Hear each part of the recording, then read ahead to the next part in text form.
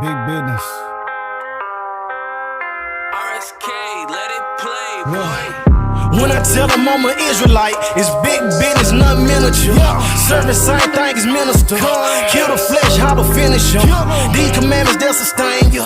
I'm surrounded by these angels. I ain't worried, I'm protected from seen and unseen dangers. When I tell them I'm an Israelite, it's big business, nothing miniature.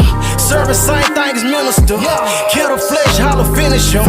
These commandments, they'll sustain you. I'm surrounded by these angels. I ain't worried, I'm protected from seen and unseen dangers. I wake up inside me a prayer, brush my teeth, babe, then I throw on some threads. Wash my face, grab a cup, pour me some yum, put on my backpack, then I'm off to the bread. I eat these devils for breakfast, gotta be careful. Whole lot of blood being shed in the streets. World is so wicked, I weep for the living, I drop a free cheer for the dead. All my white friends in my pocket, or either they loading onto this black card that I swipe. Say every time that I drop it, the verses be hitting more harder than problems of life. Rich, I collected 2 pennies from every person that willingly gave me advice. Being afraid can't exist in my spirit. I'm fearing no man but the Father in Christ. I put in work with the brothers. We stood on them corners from 10 to like 9 the same night, teaching our people the gospel, equipped with a camera, some posters, some speakers, and mic. Every time that I see mama, she telling me, son, you gotta walk in the light. Christ, the bread of heaven, keep feeding my spirit, and I wanna low, not a slide.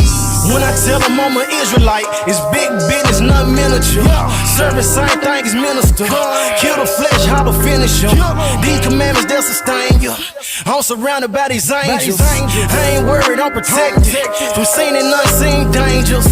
When I tell them I'm an Israelite, it's big business, nothing miniature. Serving same thing as minister. Kill the flesh, how to finish them. These commandments, they'll sustain you. I'm surrounded by these angels. I ain't worried, I'm protected from seen and unseen dangers. When I tell you I'm an Israelite, tribe of Judah, don't you take it personal. Plead the blood on these demons, we purging them. Don't entertain Jezebels, we be curving them. Ayy, I got a ribbon, she virtuous. In person, this blue life ain't virtual. I can't forget when I heard the truth. I got cut with that word, it got surgical. Conviction can lead to repentance. I pray these verses encourage you. We repented, now we on the vertical. Judah rising, see Isaiah 32. Big business, nothing minuscule. I picked up that pen back in middle school. Guard your light and take heed who you listen to. Watch your mouth and your ears and your vision too. Hashatan and Shalkani won't finish you. In Mortal Kombat, this war is not physical. Gird your loins up and follow the general. Messiah is coming, that's scriptural. You gotta starve your flesh. The real war ain't even started yet. This look like a setup for a second exodus. I'm trying to be where the water at. Let's get it. When I tell them I'm an Israelite, it's big business, nothing miniature. Serving same thing as minister. Kill the flesh, how to finish them. These commandments, they'll sustain you. I'm surrounded by these angels. I ain't worried, I'm protected from seen and unseen dangers. When I tell them I'm an Israelite, it's big business, nothing miniature. Serving same thing as minister. Kill the flesh, how to finish them. These commandments, they'll sustain you. I'm surrounded by these angels. I ain't worried, I'm protected from seen and unseen dangers.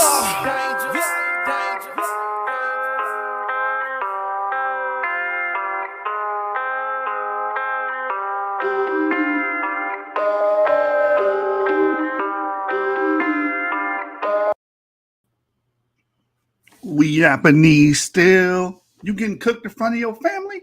Like the Japanese meal. It's Yashup the Hibachi, and none of you niggas can stop me. But can't help but watch me. We back again, putting in that work, trying to present a clean glass of water to those that want to learn. So tonight we're going to be dealing with Teotw and some of their misrepresentations and how they mislead people in the cult of Teotw. I guess we got somebody that's not happy with us. You're happy. You're welcome to unsubscribe and dislike the video. Mr. Corey Goodlow. He says we're nothing but ignorant fools, and he hates y'all niggas. So you're happy. You're very welcome to unsubscribe, brother. It's not for you. Go listen to Teotw. But anyway, with no further ado, we got my brothers in the building. Let me put them up. We got the Savant from the Levant in the building. What's going on, brother? Hey, shalom, shalom. It's good to be back. And I got a series of clips and videos to share with y'all, specifically dealing with the secret discussion that the Yap Gang and Teotw had, because I feel like we need to flesh out some of the things that was addressed. And Teotw started basically the series of videos and clapbacks that we're going to do on him. And we don't know when we're going to stop, but hey, they shouldn't have put out a video directed towards us. So, this whole war is on them. And Damn. they poked the line. Right. And we're going to use them as an example to teach properly, right? We're going to use them to show where Israel, where these Israelites are at, especially scientifically. And we're trying to clean up the mess so you guys can have a clear representation on how to do things properly, proper methodology, proper research skills. That's what we're here for, right? A lot of these Israelite cults, they don't teach you that. They just teach you to be indoctrinated and to listen to them, and they'll claim that the spirit is working through them, and that's their evidence. It stops there. Oh, the curses, it stops right there. There is no further investigation going on. There is no due diligence going on, and that's pretty much it. That's anti-science, that's anti-STEM, and we're not for that. We're not for anti-education here. We're for pro-literacy, pro-education of our people. If you look at the Black American peoples, we are on the bottom of all educational statistic as a collective. And it's time we do certain things to change that. And we can't allow this insane religiosity to stunt our growth. But anyway, we got our brother Sean in the building. I wonder if we're going to get Sean Hannity or Shawn Michaels. I'm stepping on next tonight. We get right back at it. We're going to step on some necks. People are going to be upset. Hopefully, like you said, they'll recognize proper methodology and get right understanding on this particular discipline that we're dealing with, and stop listening to pseudos with their nonsense. All right, Avery, you got it, man. What you got for us? All right, so the first video I have, share my screen really quick. So during the private discussion that Teotw had with the Yap Gang, I want people to understand this, that during that private discussion, they praised us a lot and they recommended Yap Gang. And Teotw admitted that they don't understand DNA, that they don't know anything about DNA. And I want to make this clear because on their channel, in front of their audience, they try to basically pretend that they know DNA and that we don't, and they should listen to them. But behind closed doors, they praise us. They say that we're experts in DNA. So I want to show y'all this because anytime Teotw and them try to diss us in the DNA, I'm just always going to refer back to this set of videos that I have planned. And it's just going to be them saying over and over again that we know the DNA, we understand the concepts, that we're experts, and they know that we are. Again, they're just lying in front of their audience, pretending that we don't know. But again, behind closed doors, they know we know the DNA. So let me get this started. Is that James or is that Swinging and banging from Atlantic Canaan? We got James in the building. What's going on?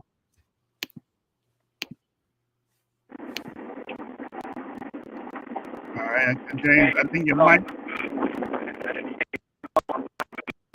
Yeah, you're breaking up. You're breaking up, James. Yeah, that's better. Oh no, now it's not. No, I was just saying that I didn't even know my mic on. I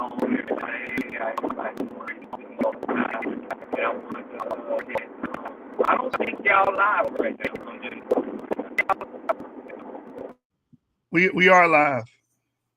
We live.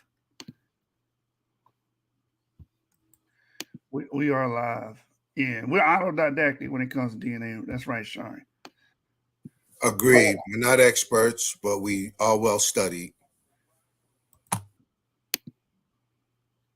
Right. And so you got the clip pulled up here.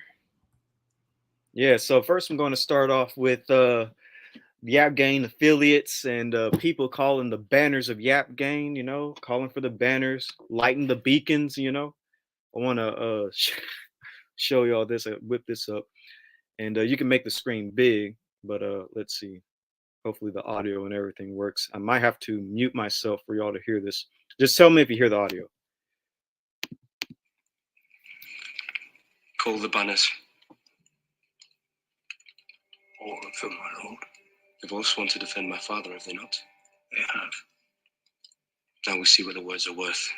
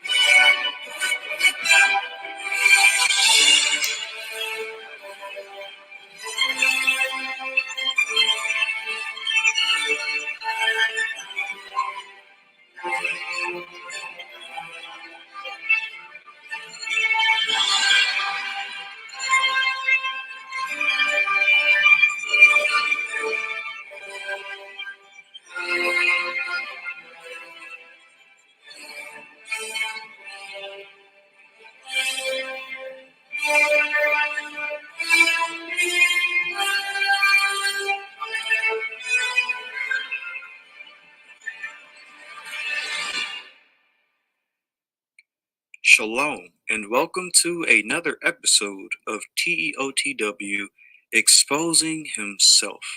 Yeah, there's going to be quite a few of these. So let's get into this episode. So Teotw Behind Closed Doors actually praises the Yap Gang in their knowledge of DNA. Yes, you heard that right. Teotw acknowledges and knows that the Yap Gang understands DNA science, and he even praised them behind closed doors. And he didn't do this once or twice or not even 3 times, but total 5 times that Teo praises the Yap Gang concerning DNA. He even tells us to take over the DNA subject, that he's done with DNA and that we should be the ones talking about DNA. Teo says all of this. By the way, we want to make sure that there's no echo, so everything is clear, right? Crystal clear. Good, good, good. All right.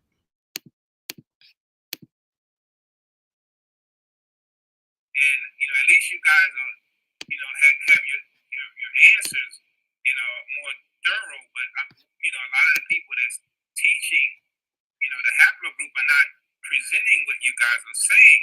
So when we say autosomal is better, it's because when we know and I'm not saying in your scenario because you guys at least are looking deeper.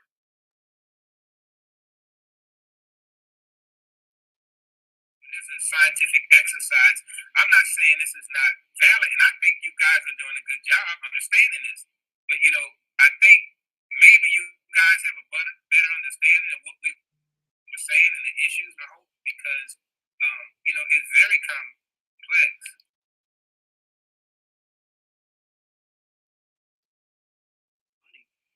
We stick with the DNA. Even Jewish people are surprisingly seeing, like, oh, these black people might actually be able to prove something with this DNA stuff. And look, we are totally cool with that. Y'all can be the DNA experts. Mm-hmm. We don't want to touch it.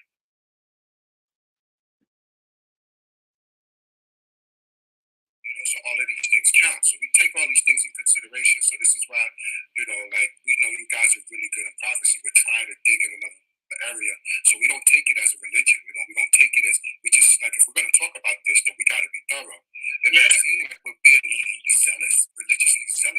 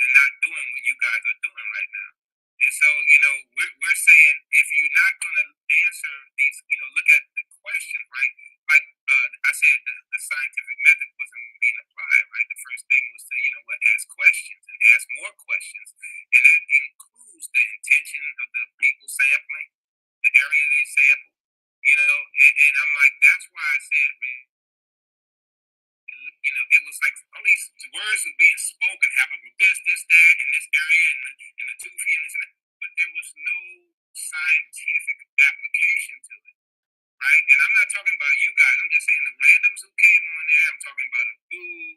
You know, it was just throwing this intellectual, exercise without putting any detail or bringing, as we like to say, bringing any receipts. You know, I'm glad you guys have some receipts. You know, because we're not, as you know, we're not interested in DNA. You know,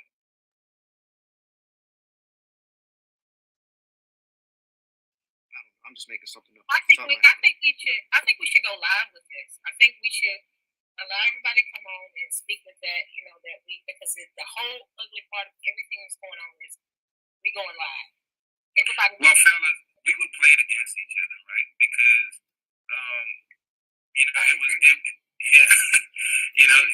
And I tried to avoid that in the beginning, but it may have came off wrong, so I do apologize for that. Yeah. Because we were not trying to own the whole science because we pulled away from it 2 years ago. But Abu came in there, and then Orthodox backed Abu, and then Orthodox created a straw man argument that he tried to make us defend. And I'm like, we were never trying to own this. I totally respect where you guys are coming from. I'm glad we were able to have the conversation, and I hope you understand where we were coming from with autosomal, and maybe that there are some valid arguments there. Not that we were saying it's the only way to go, but we have some issues when we're looking at the data, because from like my brother said, from a computer programming standpoint, for us to solve our problem, a question produces another question until we find an answer and produce another question until we can get a synthesis of a common ground. So that's what led us to say there's some issues. But I mean, I'm glad you guys have some answers, and I'm willing to back you guys on that. Cause tell you the truth, when Yeshua embarrassed G-Con, I was on his side. But when I got attacked on Berean show, that's when I had a problem, right? And so, I'm good with what y'all doing, and I think we should have had that conversation instead of going on Berean, because Berean is the author of mess, right? Yes. I go up there because in the midst of the mess, somebody got to have a little bit of reason when it comes to our community. Because he'll go find the worst representatives of our community to go up there, and then I'll be like, this is not how we're going to do it. We're going to make sure we have the right representative up there. So he is the first one.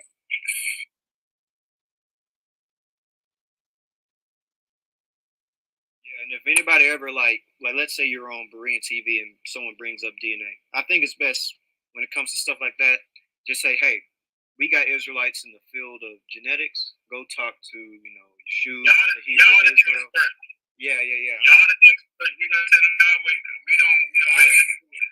So as y'all just heard multiple times, TEOTW continuously praised the Yap Gang for DNA and their understanding of the subject, and I find it very interesting how he tries to fluff in front of his audience when it comes to Yap Gang now, but privately he actually praises us, and I believe this actually is very telling.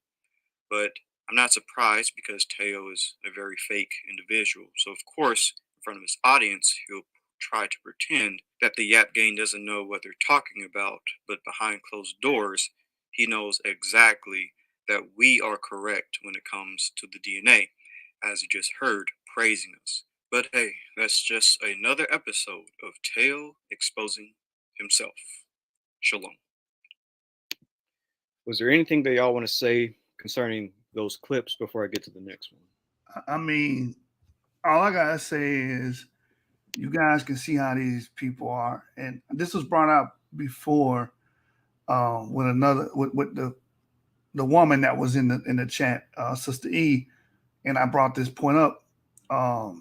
When I was going in on Run Dalton, you was praising me. You had no issue with the way I speak.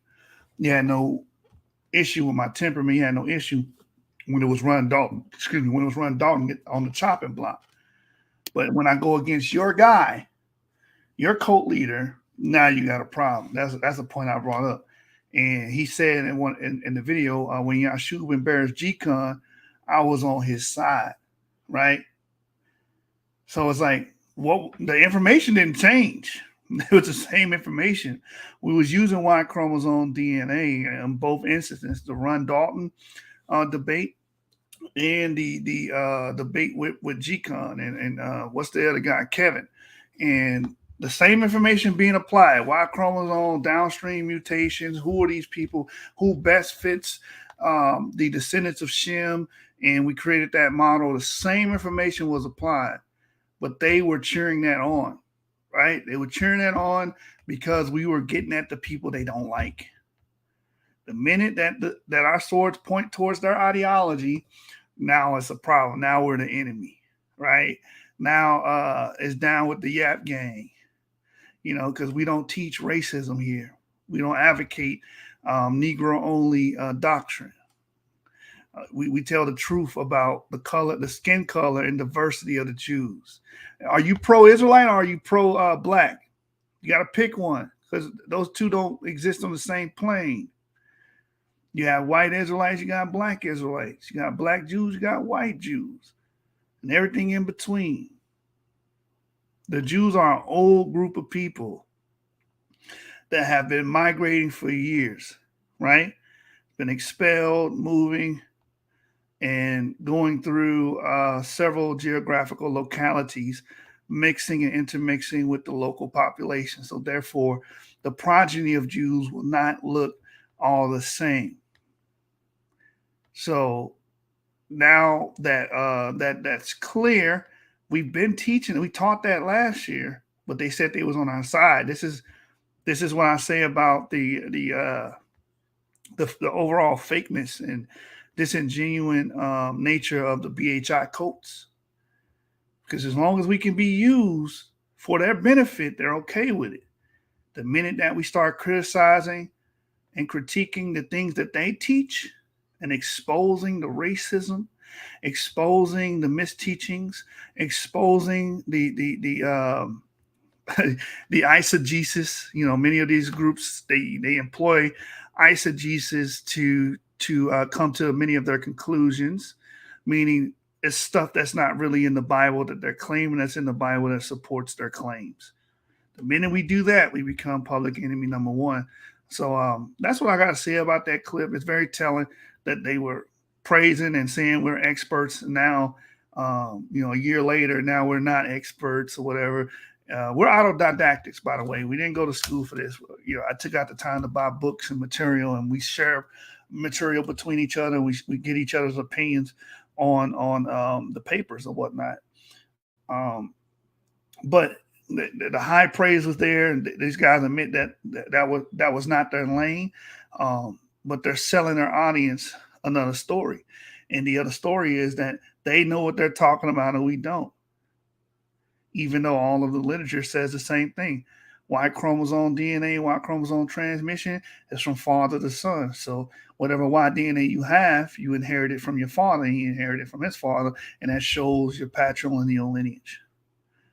And all African Americans do not share the same Y chromosomes. Therefore, we all can't go back to the same ancient forefathers.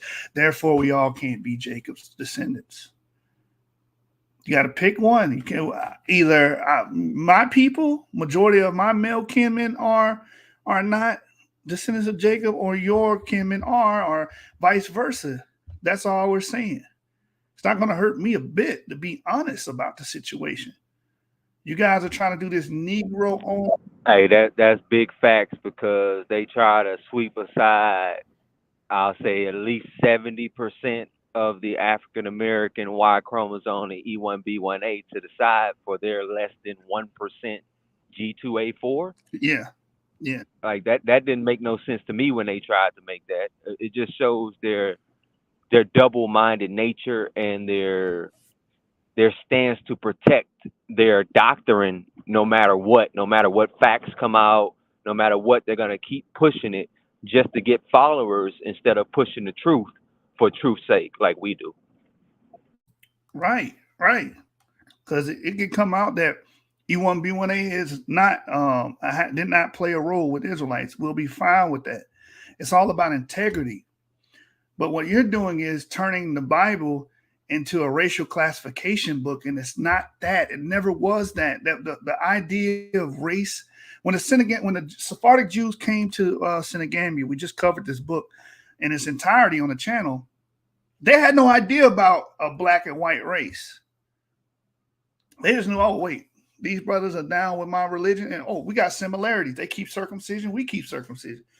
They believe in menstrual separation. We believe in menstrual separation.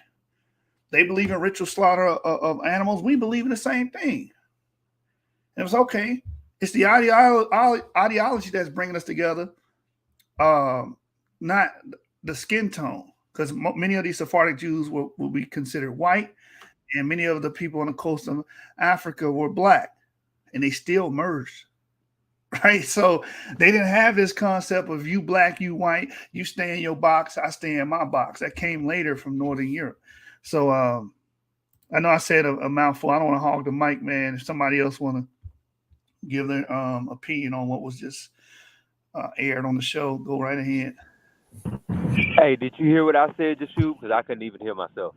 No, I heard every point. You were clear. All right, appreciate it.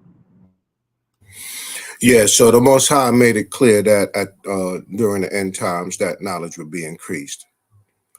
So I think that, we always hear Israel stating that, and, historical and archaeological facts have shown a lot. But now the DNA is being used to markate Jews in West Africa for Israel to recognize them. Now, we don't necessarily need the state of Israel to recognize African Jewry, as long as these people know who they are. But because they're doing it, it's putting it on the forefront in articles that are being written, and not necessarily genetic. I'm talking about media outlets speaking on the subject, and it's allowing people who would think different of what Israel is supposed to look like or supposed to be, and they're starting to come to the understanding that they may have a connection. So I bring that up because I'm trying to. I want to get across to Israel that as long as knowledge is being increased, there's going to be new facets of science, and science that deals with the topic, and this happens to be one of them. So, I just want everybody to understand that as much as people push back, as much as Israel pushed back on this, believe it or not, as long as the leaders in this walk, in our community tell you not to pay attention to DNA, our ops, Israel's ops, are paying very close attention to it, and they're using it against Israel, i.e., the conscious community, i.e., the UA, and Israel is falling behind. Don't get stuck in the old way of doing things, BHI, talking points, historically, how, it's like we don't want to let go of certain tropes. We don't want to let go of how we've conducted ourselves when it comes to proving who we are. We want to stick to the same old bag, and we can't, because you're gonna get dragged around. You're gonna get dragged, Israel. So just pay attention. We're not telling you to follow us and like we're some kind of cult leaders. We're passing on this information so you could do your own research and you can continue and move this forward. With every generation that takes on the mantle for Israel, it should move forward. It should not stay stagnant. We should be dynamic. We should be able to move as the time moves, So, yeah, basically that's all I have to say. I just want everybody to understand that, don't be afraid of this science. Don't be afraid of it. It's very technical, but it's proving out a lot. We got bet dins being solidified behind this work, behind DNA. So don't just allow this to pass. Don't allow this opportunity to pass by you. At you.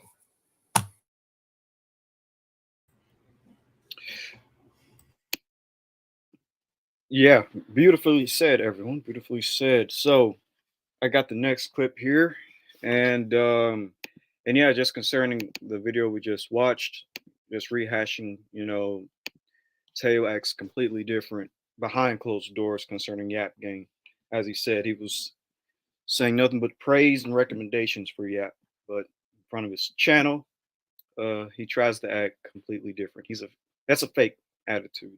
Um, and throughout this tonight's video, we'll kind of expose more of his attitude, or really, he'll be exposing himself by his own words. Case in point with the next video. Uh, well, actually, yesterday Teo did a video on us, and in the video, he claimed that Yap Game doesn't use or focus on autosomal DNA, and that we don't focus on different forms of DNA. But a year ago in the private meeting, we actually literally told Teo that we do look into autosomal DNA. We do see value in it. And we don't just use DNA, we use all forms of research when it comes to showing how we could be Israel, from archaeology to language and things of that nature. So this next video, I just want to remind people that Teo knows that we told him this, that we use autosomal DNA and various other methods to prove that we're Israel. We told him this a year ago. And so the fact that he's still lying and saying that, we don't use autosomes is just disingenuous. So let me get this video set up. And do not worry, you guys. These videos will be re-uploaded and edited a little bit more um, throughout the YouTube verse, so that y'all can watch them individually on there and also share them. So here, the next clip is ready. And if you hear an echo, just tell me. Shalom and welcome to another episode of TEOTW being exposed as liars yet again.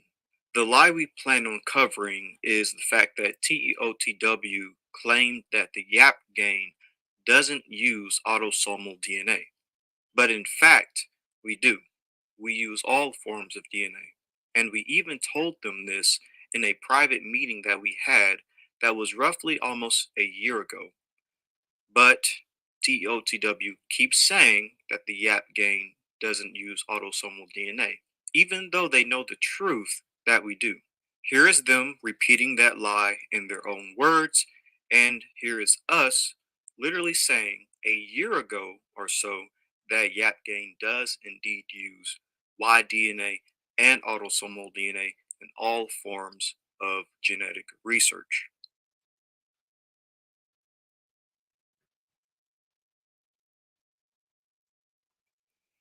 Okay, thanks.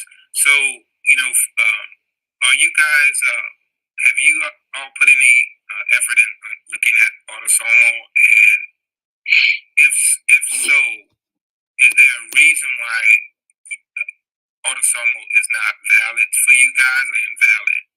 And then, from there I can explain our concerns with haplogroup. But yeah, if you can answer that. Yeah, so I've specifically dealt with autosomal DNA and Y-DNA.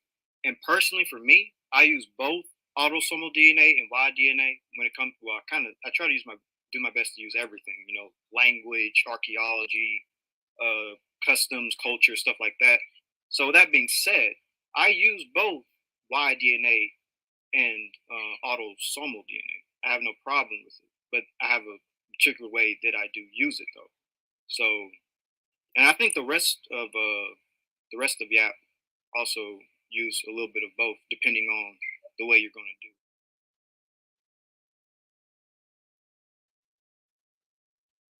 Yeah, I'd like to say about the haplogroup versus autosomal. It's not versus autosomal. It's a combination of both.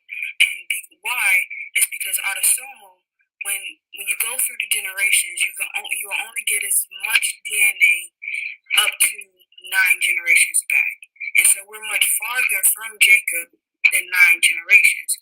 And so in order to look for any type of heritage or DNA coming down from Semitic people living in the Middle East, because the haplogroup, your X or your Y, would be unbroken, passing down from your mother to you or your father to you. Unbroken means that mutation that you get from your father or your mother is going to go to you, and that mutation won't change that they gave you. So just as I stated at the start of the video, TEOTW lied when they say that we don't use autosomal DNA. We told them this a year ago, and we tell them over and over again. We use all forms of DNA. But TEOTW would rather lie to his audience because this somehow makes him look better in some strange way in his mind. But anyways, y'all see the truth. Shalom. All right. And so that was the autosomal clip. Anything that y'all want to say concerning that? I mean, if anybody has been watching us, they know we deal with all forms, even mtDNA. We deal with all forms of it. The reason why these guys are hung up on the Y DNA is because it's personal. They found out their G2A4, and again, that's less than 1% of the African American male gene pool. So with that being said, yes, we do use autosomal DNA. One paper that we always bring up is the PCA chart that was provided, I think, in 2017 that shows that Bantus have autosomal segments of DNA that date back to the Levantine, to the Bronze Age Levant. So we've been using autosomal DNA. The problem is we use it in its proper context, meaning autosomal DNA always denotes admixture, whether directly or indirectly. Your Y DNA and mtDNA are your direct lines. When you look at your autosomal, that's about a 300 to 500 year snapshot of who all was involved with your main lines, meaning either inadvertently, indirectly, or directly. For example, you don't directly descend from your paternal grandmother, but you do share some of her genes, right? And your paternal grandmother had parents. You pick up some of those genes. You do not yourself descend directly from those people. You descend directly from your father, hence the Y chromosome. But you do still have vestiges and remnants of that DNA from those groups of people. So your paternal grandmother could very well be 100% full-blooded Asian, and that might show up on your autosome, or it might not, because you're not guaranteed to inherit DNA from all of your ancestors within that 300, 500 year time. Yeah, because I got like 0.3% Filipino ancestry. Mm-hmm. That's somewhere in between. And you only get 10% of all your ancestors. So if you go like 300 years back, that's like 1,024 ancestors, right? And you only inherit autosomally 10% from them. So it's just a small snapshot of that time window. If it wasn't for us, I haven't seen it yet in this sphere. Maybe someone can correct me. Who actually stood up on Sonetta Studios, on Garfield's channel, on any of these BHI channels, on Benaniah, Ron Dalton, and actually explain what each test does and the utility of the Y-DNA, mtDNA, and autosomal DNA test? I haven't seen it. So maybe someone should correct me if that's the case. I have yet to see it. It was our people, our guys, that got up, stood up, and said, you know what? We're going to actually present the information and we're going to teach this correctly.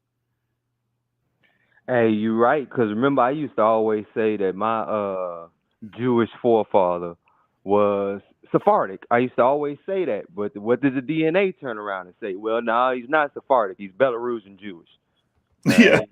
So I mean, that's what the autosomal can do. Like if you know where certain components come from in your family, the autosomal can help you track down who may have brought that component into your family. But you don't want to try to use your autosomal to go back to Bronze Age or Iron Age Levant, because you're gonna come up with nothing. Right. Right. So to add to the autosomal argument, so if I use myself uh, as a test dummy for this, if you will. So my grandfather, my mother's father, my mother. Let's start with my mother. She's Chinese Trinidadian, right? So her father was Chinese, but I do not carry my grandfather on my mother's side, my mother's father's Y DNA haplogroup. I'm connected to him. He's in my autosomes. I'm about 22% Asian in my autosomes, Chinese. But I carry my father's Y chromosome, EU290. So yes, my grandfather is a part of me, but I do not directly descend from him. I directly descend from my father. Exactly. And these guys want to continue to muddy the waters and poison the well because they want to keep you in a state of confusion. This is not that hard to understand. I know we get into the technical jargon. I try to limit that so you guys won't get confused. But at the end of the day, all Y DNA is saying you come from your daddy, he comes from his daddy, he comes from his daddy. You know, that's all it's saying because you get a copy of that every time you reproduce with a woman and make a son. Right. So let me Exactly. add this real Unless it's quick. a mutation. My bad. No, go ahead. Go ahead, brother. Finish your statement. Then No, that was all I wanted to say. Unless there's some type of downstream mutation, but you can still trace the mutation back to previous forefather. right. And to bring up autosomal again and dealing with my grandfather and his O haplogroup.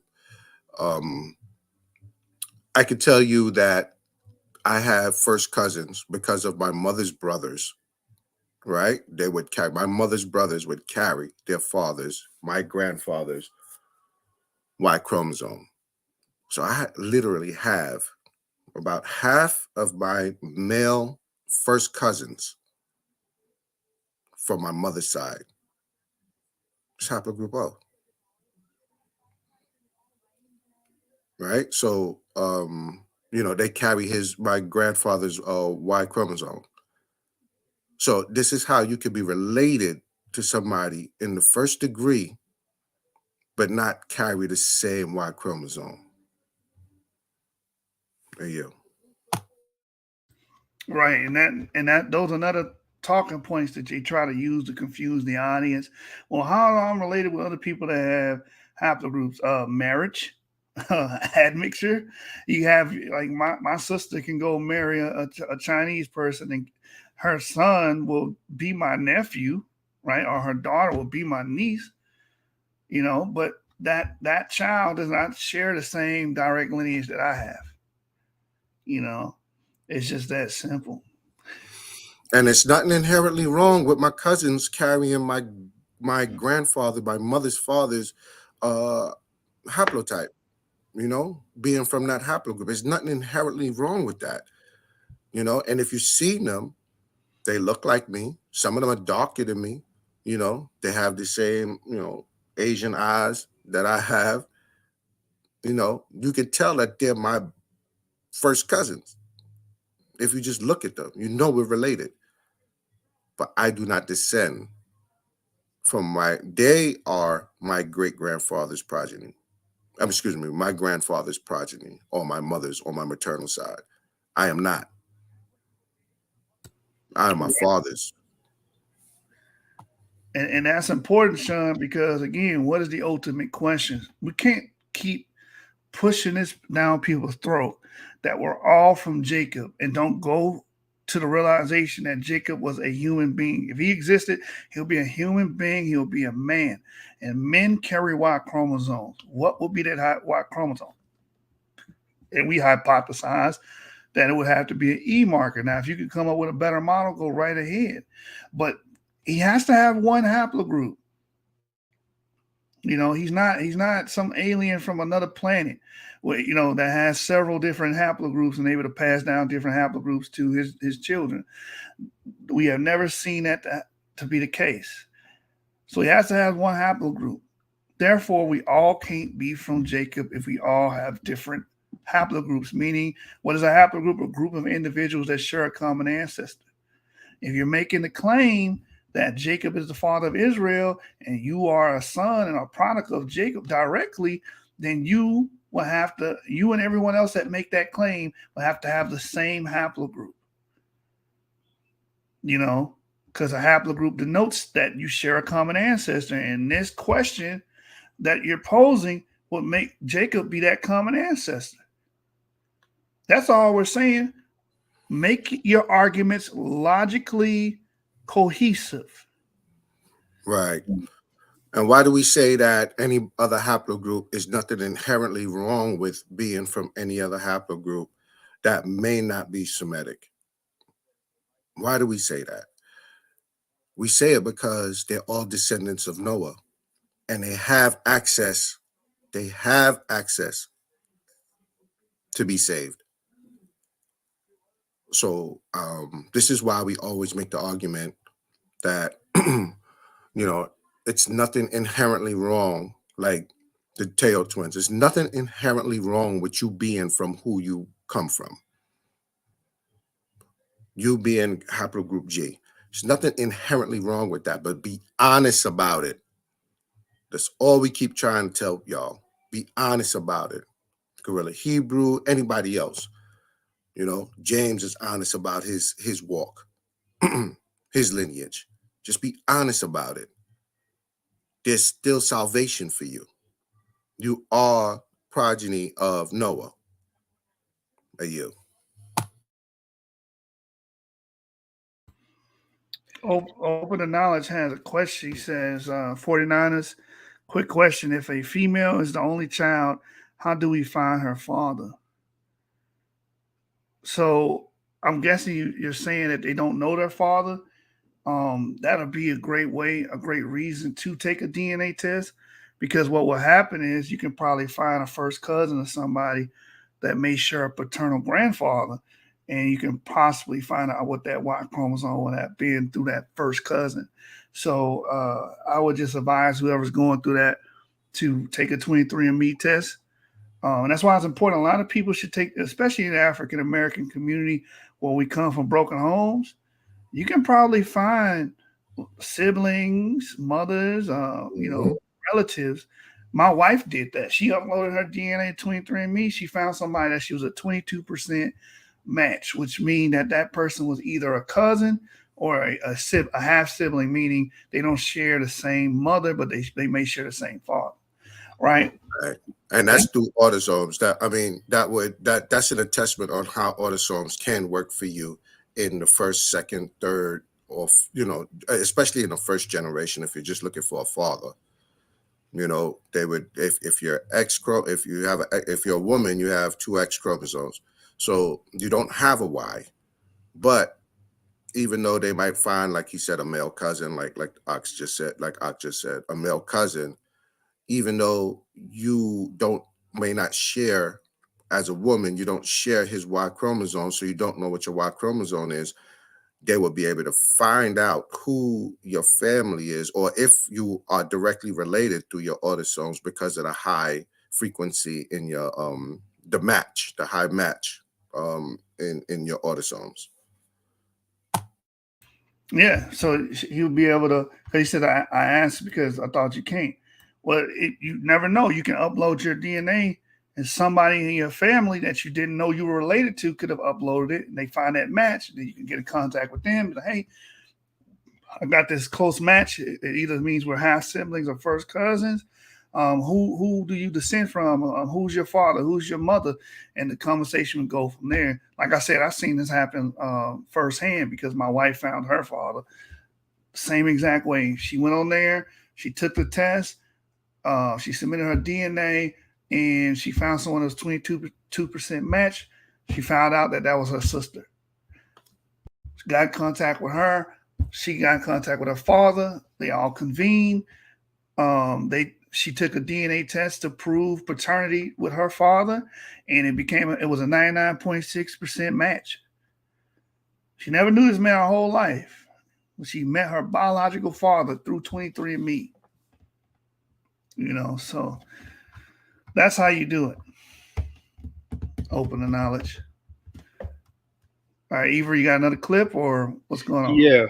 So can you roll up your clip that deals with the guy who founded African Ancestry, and he has an R1B marker, and he's explaining how African Americans have wide DNA that's from Europe. Can you pull that up? Because that's right when I get done playing my clip. I want to roll straight into that specific clip. I don't know the name of it, so do you know what I'm talking about? Yeah, I'm pulling it up now. All right, and I'm about to share my screen. So this next clip I'm going to show y'all, and I didn't manage to edit and make this into a video, but I will in the future. But basically, this video is actually going to just fully expose. Let me actually share my clip really quick, my screen.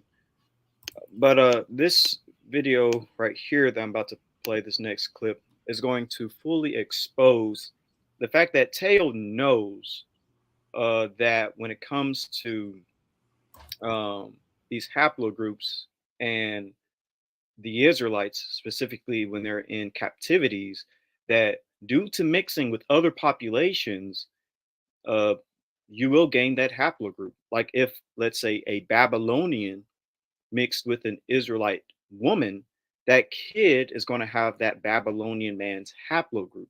Teo understands this and knows this, even though to his audience, he's not saying that. Behind closed doors, he admits that in captivity, Israelites are going to mix and they're going to lose the haplogroup, the Israelite haplogroup, basically. Like, let's say hypothetically it's E1B1A. And let's say the Babylonian is haplogroup J. If this J marker Babylonian gets with an Israelite woman, the kid's going to carry the J marker.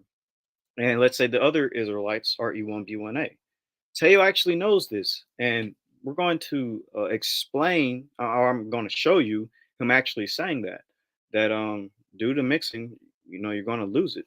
So the fact that he's in front of his audience pretending like, oh, these haplogroups that don't make sense, it's confusing science. No, he knows the science. He's just acting ignorant. So I have my clip, YouTube. Can you pull it up? And let's get started.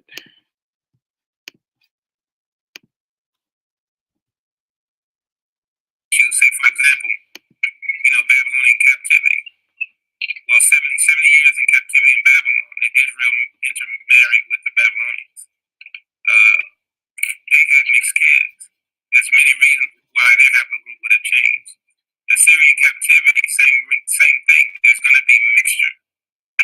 And so we approach the idea here that haplogroup is not changing, but captivity is the very thing that can impact that. Now, is that not what Yap Gaines says? Actually, I'll let the rest of y'all go into that clip. What's your thoughts on that clip? What did he say about admixture and mixing with people? It was pitchy. I can go back and play it. Yeah, because it was very pitchy. Every time he talks, it's pitchy. But when you and Sean speak on the clip, it's clear. So I don't know what type of mic they were using or what. Yeah, and I was also recording on my computer, so it may have been. Hey, somebody makes Safiq. Give Safiq a wrench, man. Let me. One of the mods in the. I'm on it. Yeah, I'm on it. Appreciate it. Yeah, Safiq's definitely a Yap Gain affiliate. He's pretty good. It's pretty cool. So let me. Yeah, it was so pitchy, bro. Why is so pitchy. But when you speak or when Sean speaks, clear. Yeah, I don't know. Maybe they have a really bad mic or something. But here, give me y'all's thoughts after when I play this. So let's see. Say, for example, Babylonian captivity. Well, 70 years in captivity in Babylon, and Israel intermarried with the Babylonians. They had mixed kids. There's many reasons why their haplogroup would have changed. The Syrian captivity, same thing. There's going to be mixture. And so we approach the idea here that haplogroup is not changing, but captivity is the very thing that can impact that. My bad. I meant to share. That's what I thought he said. Okay, I heard it. That's what I thought he said. He was talking about admixing. The Israelites admixed with the Babylonians. But here's the thing. Before they mixed with that, they were already an admixed group. From the onset, the Exodus tell you they were a mixed multitude. Jacob went into Egypt, 70 men, 70 souls deep. And they leave whatever number because people argue with whatever the number is. Well, it was more than 70 because they went down with their servants too. 70 was just his sons and daughters. Okay, so whatever that number is, we know it was a small number, and it became a huge number by the time of the Exodus, according to narrative. That would mean they would have to be doing a lot of intermixing, when they got into the land of Egypt. And Egypt is a diverse population itself. Contrary to popular belief in the Afrocentric community, it was not just an African hub where everyone was black, everyone was with dark skin, wide noses. No, it's very Eurasian as well because it's connected right to the Levantine corridor, right? So you had different lineages there, different people there, different hair textures, different skin tones. They were mixing with these people. And the Bible says they left as a mixed multitude. So they would have already been mixed. And then when they go into the land of Canaan, they begin to mix with the Canaanites. Hey, Yeshua, for some reason it's not allowing me to mod to give Safika a wrench. I don't know why. I might try. But I also want you to touch on Yeshub, the fact that they said due to mixing that the haplogroups would change. So they actually do know that. They pretend in front of their audience that the Israelites, one, he always tries to pretend that they didn't mix, that they've always been Negro or something. But two, he also plays around with the idea that he doesn't understand how this paternal ancestry works and stuff like that. But he understands that if a Babylonian mixes with the Israelites, the haplogroup is going to change, even though he acts like it doesn't. Can you go into that, or one of those? Right. So again, we always go to Chronicles and talk about the man that had no sons of the tribe of Judah. He gives his daughter to an Egyptian. So his grandson would have a different haplogroup than himself because that's a different male lineage being introduced into the family. There's another example where Ishmaelite becomes the same scenario. Ishmaelite marries a daughter of Judah. So his children have potentially a different haplogroup than their fathers. And we can go on and on and on. The scripture says in Judges 3:5 that the Israelites gave their sons to the daughters of the Canaanites and their daughters to the sons of the Canaanites. So that's introducing more foreign Y chromosomes into the Israelite fold. So they're even more admixed. So even before the Babylonian period, they're admixed. They're going to have several haplogroups. They keep asking this question, like, can Israelites have multiple haplogroups? We've been said that because they're an admixed group. There are no genetically pure groups. There are no genetically pure groups at all. Even the ones that are isolated, because they crunched the numbers on this. They've done the studies on this. Even the ones that are isolated, like on the island of Jarawa, they were once a part of the main land and admixed with the locals. Even they all go back to a common ancestor that we all share because of admixture, right? So with that being stated, it does sound like they're being facetious, or they just don't want to admit that that's the case, because they then will have to sit down and say, okay, that's the same situation with us. Our Y DNA was introduced into the African American community from a foreigner. Because majority of the African American community is Western and Central African on the Y-DNA side. About 30 to 40% is due to European introgression. Lamest terms, Europeans coming into the community, having sex with the women and producing children, which we all know is a historical fact. And they are the progeny of that. So that's why they won't admit this live in front of the audience. Does anybody else? But they do it behind closed doors. But yeah, is there anybody else that want to say anything to that clip? The next one I have kind of adds more to it. And then you can play your clip you shoot. But I have my screen pulled up. This is just 12 seconds, but he just adds on to it. I mean, we're assuming these haplogroups appear, but we got, like I said, captivity itself is impacting the Israelites haplogroup over centuries. The captivity is impacting the Israelites haplogroup over centuries, and that's 100% fact, because other men would mix with the Israelite woman, and their kid is going to have a different haplogroup than the rest of the Israelite population. Case in point, the quote-unquote captivity in America. You had a lot of European men get with African, or some people might say Hebrew women or Israelite women, which will impact the haplogroup. And Yeshub has a video that literally goes into that and explains that. Can you pull up your video?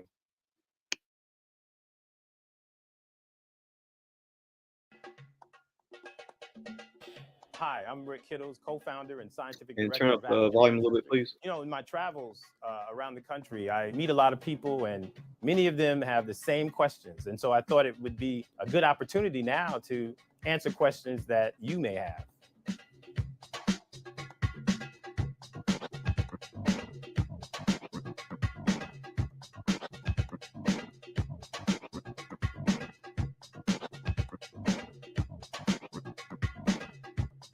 Many people wonder, when their results come back and one of these lineages is European, does it mean that they're 100% European? The answer is no. Remember, African Americans are very mixed in terms of ethnicity and ancestry because of the experience of the transatlantic slave trade. And so immediately upon arrival here in North America, there was a lot of mixing going on. And so we see remnants of that in the DNA of African Americans. A lot of men, when they test their Y chromosomes, get a little nervous because, in fact, 30% of the Y chromosomes that we test of African American men are of European ancestry. And so many of them get upset or they are concerned when the match comes back European. You know, I've heard many men say to me, well, I'm very dark skinned, or I'm African. You can just look and see, but you told me that I'm European. What we told you was that your Y chromosome goes back to Europe, meaning that there was a European male in your family lineage, and that was part of what we see on your Y chromosome test. It doesn't mean that you're European. It just means that that lineage went back to Europe. And if we were to test 12, 15, 16 lineages, they'll go in many different places because we're a very mixed population. When I perform ancestry testing on myself, what I found was 90% West African ancestry and 9 to 10% European ancestry. So that reflects that 10% of my genome that's of European ancestry. And in fact, a big chunk of that 10% is the Y chromosome, because I'm one of those 30% of Black men who have a European Y chromosome. So having a match that goes back to Europe doesn't mean that you have no African ancestry. Excellent. Don't tell the Teotw twins. But no, he's absolutely correct when it comes to the admixture, because he was through his admixture has autosomally African DNA due to his mother's. But when it comes to his Y DNA, that is indeed European. And it's like he said, it's because of the transatlantic slave trade. There was a lot of admixture going on. And so, just like what Teotw said with the Babylonians or just captivities in general, that the Israelites are going to be mixed. And when it comes to African Americans, they too are going to be mixed. Not all of us share the same paternal forefather. Like, case in point with Teotw, they have G2A4. They do not descend paternally from West and Central African populations because G2A4 is not seen in West Central Africans. It's not really even seen in African Americans. So when Teotw was speaking to us privately behind closed doors, that the Israelites aren't going to all have the same haplogroup because they're admixed, he knows exactly the DNA science. He's just not telling his people that. He knows that it lines up perfectly when it comes to his DNA because he has around 30% European DNA. And then it's reflected in his Y DNA chromosome. So, anything y'all want to say concerning the admixture of African Americans and the fact that Teotw seems to know that when you're mixed, or that during the captivities there was mixing, especially in America, and we're not all going to have the same Y chromosome. It seems like he knows that. I think his common sense betrayed him. That's what happened. Because, I mean, common sense tells you, hey, if it's different males in a population mixing together, especially when we deal with a lot of these captivities, because they were in imperialistic states. They weren't like they were just in any regular old state where it may just be one other group there. No, these were empires. Persia was an empire. Babylon was an empire, which means they are multicultural, because empires by their nature are multicultural. The whole point in building the empire and spreading out so far is to grab as many people as you can of skill and of worth and to bring them into the capital in order to better build the capital and sustain it and uphold it. So I think just common sense told him that these are, multinational empires, and that there's no way that Israelites can go into these empires, mix with these people, and not come out with different haplogroups. But then at the same breath, like I'm always going to point that back to this, he'll sit there and try to promote his haplogroup as the Israelite haplogroup and throw out the majority of the people's haplogroup who came over in the transatlantic slave trade. Which flies in the face of their whole idea about the curses, right? Because they said ain't Israel, but majority of the people that were enslaved during the transatlantic slave trade were E markers, primarily E1, B1A. So that means that flies in the face of that whole idea that if you go off a slave ship, you're an Israelite. Hey, Dr. Kittles is a geneticist, right? Yes. And he is supporting the things that we said pretty much, right? Yes. Okay, I just want to point out we got a geneticist on our side that we don't have to misrepresent. We don't have to twist his words to make him agree with us. He just blatantly comes out and agrees with us. Right. Let me read y'all something, because this is what was going on here with these guys. But I want to show you white people dealing with this. Well, with the same issue of taking DNA tests and getting Y DNA results that are not in line with what they thought their race should be. So they go off of, oh, I'm white, so why would I have an African haplogroup, right? So we have one individual here that actually was like, okay, now I got to change my attitude. I think it's quite sad that we're so race driven in America that it takes a damn DNA test to make you say, oh, well, maybe I should treat people better. I think that's sad. But anyway, this is what these people said. So it says here, of the respondents who claim they changed their activities or friendships due to the test, 7.3% described a change in terms that suggested no change to their actions at the time, but perceived a change to their attitudes or future interactions. Although the questions did not ask respondents about their attitude, these participants associated their ideas with actions. A 57-year-old woman in Ohio who considered herself to be European with a little Native American of English/German heritage altered her ancestral identity after testing, saying, I am more Scots and Irish, and I probably have colonial sub-Saharan African ancestry. She says, I probably have a colonial sub-Saharan African ancestor. This respondent explained how her attitude shifted as a result. I tended to view African Americans as a different group of people unrelated to me. I now know I am related to many African Americans and they are related to me. It hasn't affected my activities, but has affected my attitude. So this sister, she took her DNA test, found out that she possibly descends from a sub-Saharan African. And she says that's now changing her outlook on African Americans, which again, it's sad because it shows you how race driven this country is and people in the country. It shouldn't take a DNA test to make you treat other people better. You know, How you think those KKK members finding that's flocking to these DNA tests now and finding out they have African ancestry and shit? right. It's fucking up. It's messed up the whole world. Right. It's messed up their whole world. Here's another one. It says in another case, as 59-year-old woman in Hawaii who identified as Caucasian of half Irish, French, English, and possibly Native American ancestry, found that results indicate L3E1 mtDNA haplogroup, which is African. So I'm unsure what I think of my race now. Well, we know she's Shemitic. She goes on to say, I want to say Caucasian, but sometime in the unknown past, there was one African mother. Right?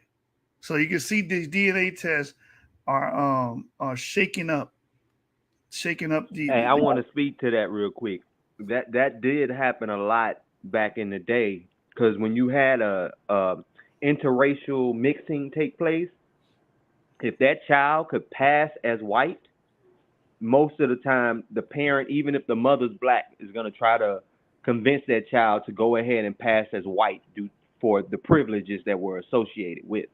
So that's how a lot of these people go back in time, find out, hey, I got an African Y chromosome or African mitochondrial DNA, and it's because your ancestor was white passing. My great grandmother on my dad's side is the same way. She was white passing. The only thing was, because her other family members were so racist, she just grew up with a disdain for white people because of the way they treated the rest of her family that was black.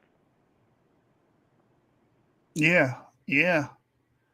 I think wasn't WB the boy white passing too, or am I thinking somebody else? I don't think he was white passing. He was pretty much known to be a mulatto. Okay. Yeah, I mean that's a part of our history. Intermixture, admixture. You're gonna get those children that look, very, very similar to the white population at the time. So they're gonna blend in. So here's another one. Nobody wants their descendants to have to go through what they may see as unnecessary trauma due just to their skin tone.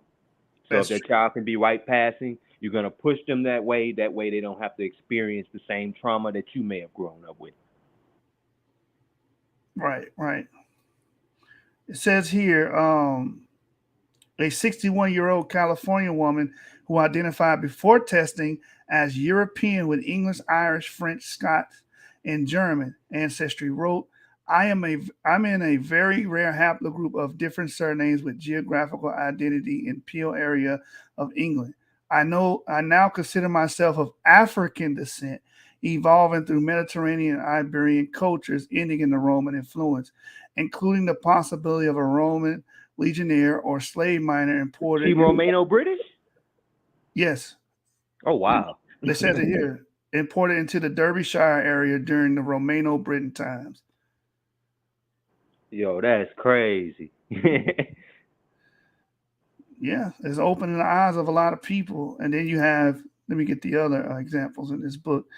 Then you have the people that bemoan, like these brothers are bemoaning their results.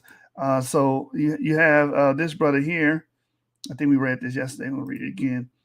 It says one respondent in California who previously identified as white with Sicilian/Italian heritage found that the results illogical against his existing knowledge and intended to pursue further testing for clarification. He says, Black, my results indicate that my haplogroup is E1B1A. As that doesn't seem to make any sense at all. I'm having another test done by a different company. So you get this white man in California finding out that, hey, that he is actually E1B1A. He is a descendant of a sub-Saharan. He might be my cousin if he black in California and didn't know it, because, man, my grandpa was a Rolling Stone, boy. And he left a lot of white passing kids with E1B, well, grandkids with E1B1A. Right.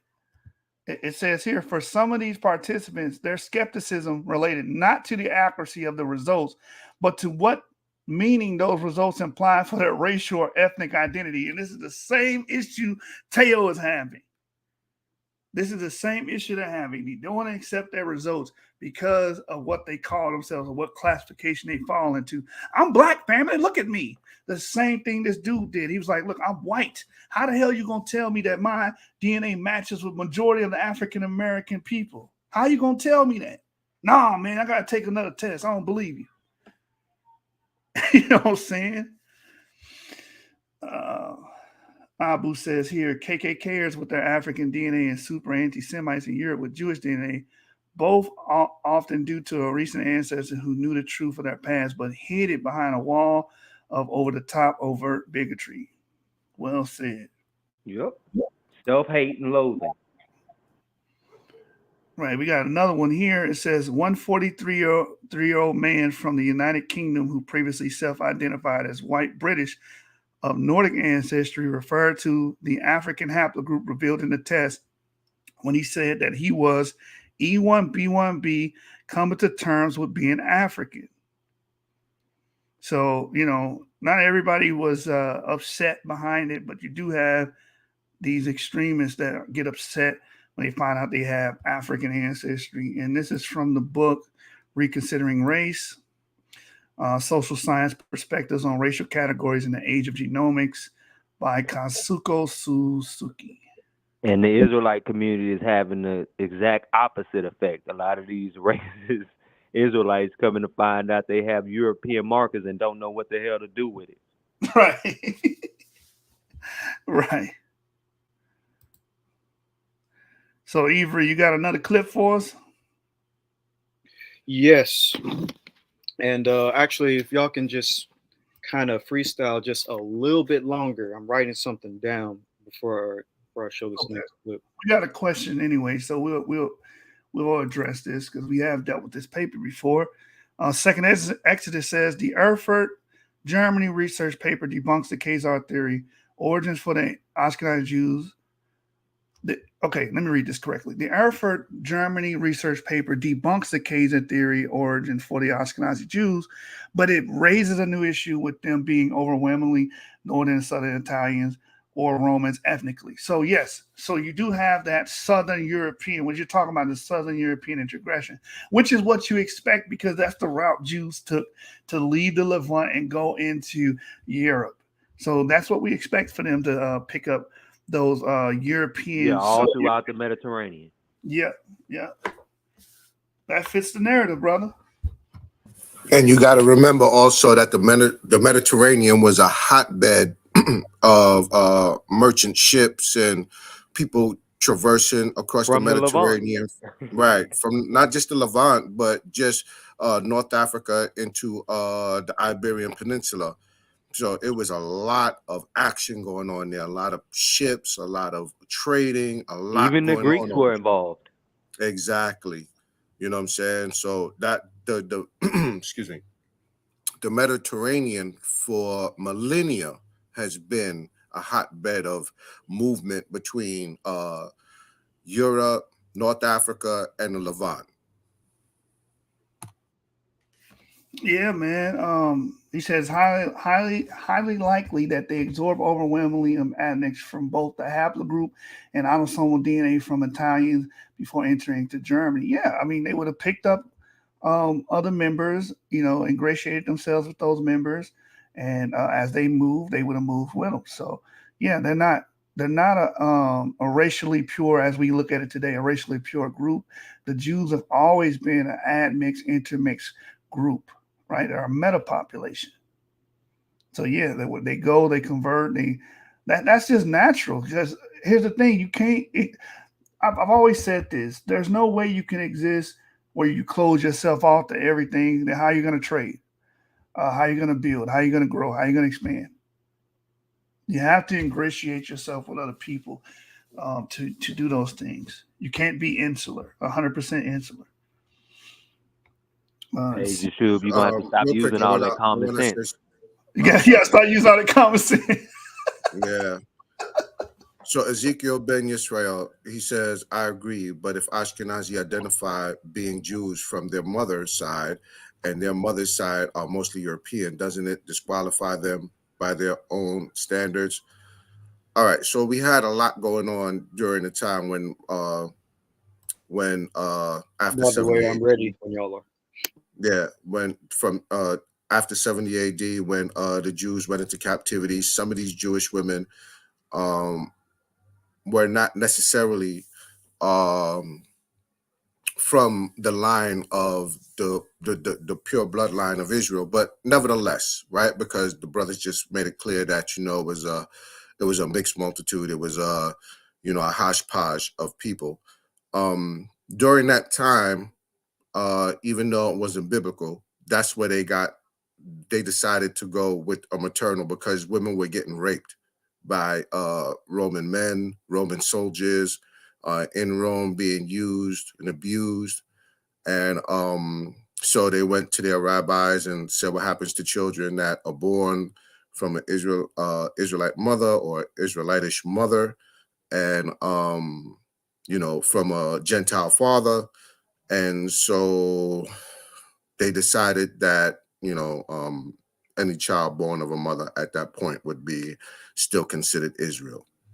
It's a whole lot to go into. That was a short answer of it, but it's more to it than that. But that's the best answer I could give it to you right now because we're going through something totally different right now. So we can't really spend a lot of time on that.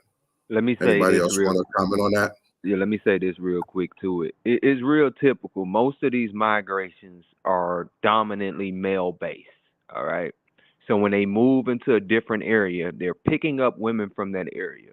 One of the key reasons you want to do this is so your children will have the antibodies to survive in that area. They will pick them up from their mother, who usually breastfeeds them and pass on those antibodies. So that's important. Now, to what the brother was just saying, there was a lot of raping going on of Jewish women in Europe, a lot of mishandling of them. Some of them just married outside. But when this took place, they decided through their oral traditions and codified it that they would go through the mothers. Now, this would mean what? That all of these European women that these uh, Jewish men, Israelite men, whatever you want to call them, went into, now they're basing it off their maternal DNA due to what took place in that region. Now, my stance is you shouldn't go predominantly either or.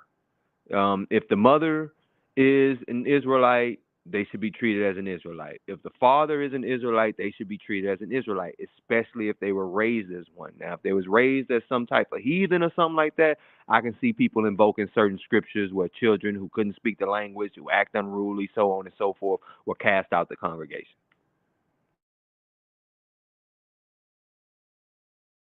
Well said. Root said Ashkenazi don't trace themselves to their mother. I agree with him because we start reading the old rabbinic literature and not just going off what people say, they were still patrilineal. So I'm going to do a video covering that. I'm going to be reading Shane De Cohen. She does a whole segment on this topic about matrilineal descent versus patrilineal and which one that the Jews actually followed. And it's just like any other thing, any other religious group. You have different sects, different denominations that do things differently, and it evolves and morphs into something else in its own. So we're going to deal with that history, Rue. I'm going to read that later on this week sometime. He said, descent from the mother is the last stop for halakhic status as Jews since the Second Temple period. Right, and also second Exodus. Your second question. I don't want to get too deep in Before that. we get Yes, into that, it I could do be want Esau.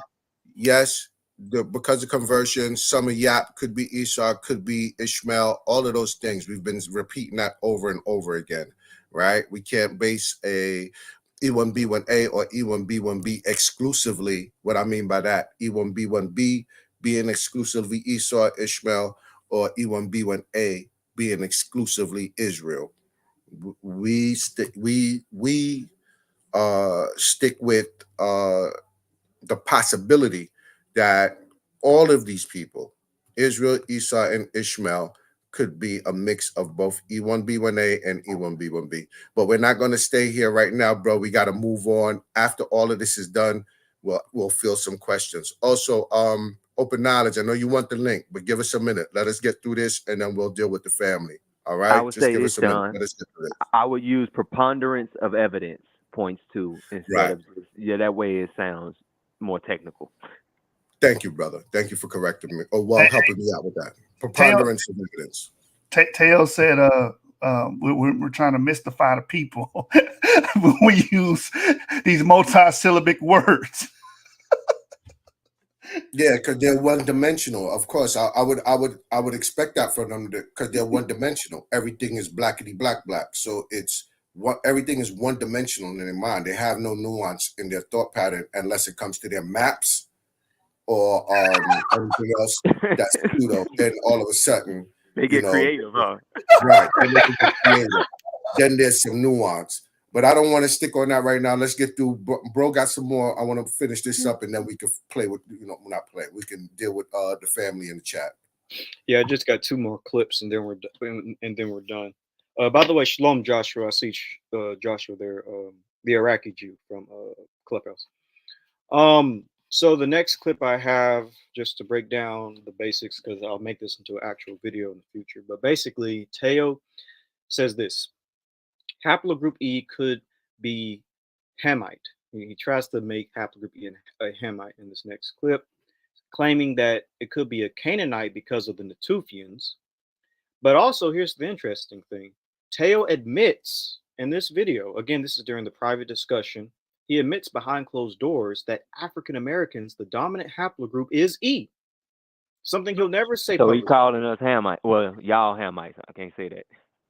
Yeah, he's calling us Hamites, and he admits that the dominant haplogroup is E among African Americans. Something he'll never say publicly, but he says it behind closed doors.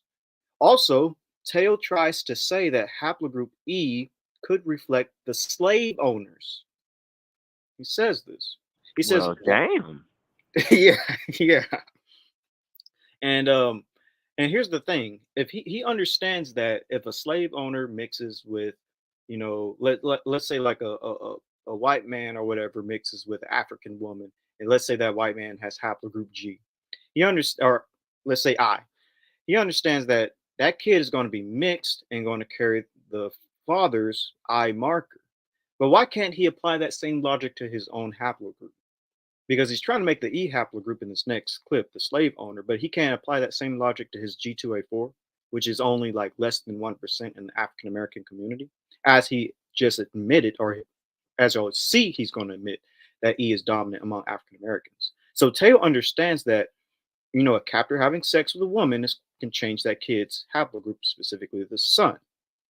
So he basically, acts dumb on his channel and will never say that. So let's just have him expose himself in this next clip. And this is exactly what Yap Gang have said. It can either be through, of course, the unfortunately, it can be through rape, but it could also be through genuine love between, a European man and an African woman, because we do know that that people can love each other. It doesn't have to always be through like a very distasteful way. But here's the clip. We'll start right here. And tell me if there's an echo. Is that, let's say, the Levant is legit, and, this is where, Israelites saw, this is where the Netuphians were found. This was also the land of the Canaanites. And so that's another question at this point. How do we know that the Netuphians were not Canaanites? And then there's multiple issues with what happened to our people. Right? We were chased all around the world by our enemies. We were fleeing. We were also dominated by them. So the haplogroup we have today, even though it's dominant and it's E, why would that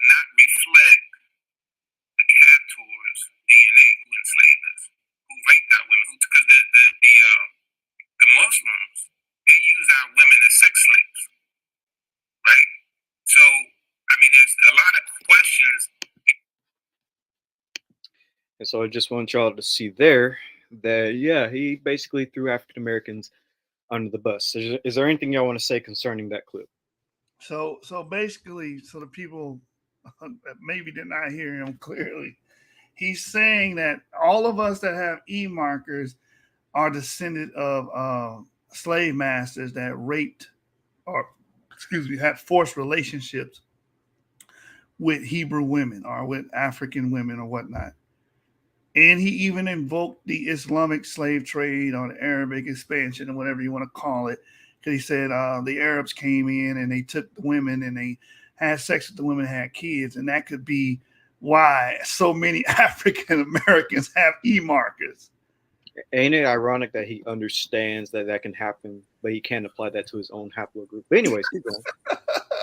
So yeah, Yeah, but it's crazy, like you just said, because now he wants to demarcate all of haplogroup E as being uh lack of a better word. I don't want to say what we usually say.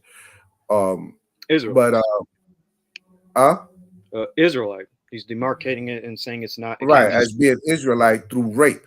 You know what I'm saying? He's saying you're not Israelites because you might have been the ones who've been raped. Now he's talking to, like Abu always says, the majority of the people that listen to him and follow him are haplogroup E. The majority. And he's demarcating all of y'all.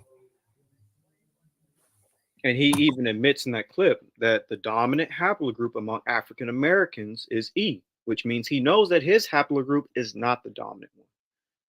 So he understands this What does DNA. that say that he's saying about people like Second Exodus, who's Yap, Benai Dante ben Israel, Folsom, who's Yap, you know, you know, Benai ben Israel. Richardson, Kelly Richardson, who is Yap, all of the people that he run with, all of the people, well, I won't say that he runs with, but that he's associated with, that, you know, always giving him love and defending him, he's turning right around and putting a knife in their back because he doesn't belong to a specific haplogroup.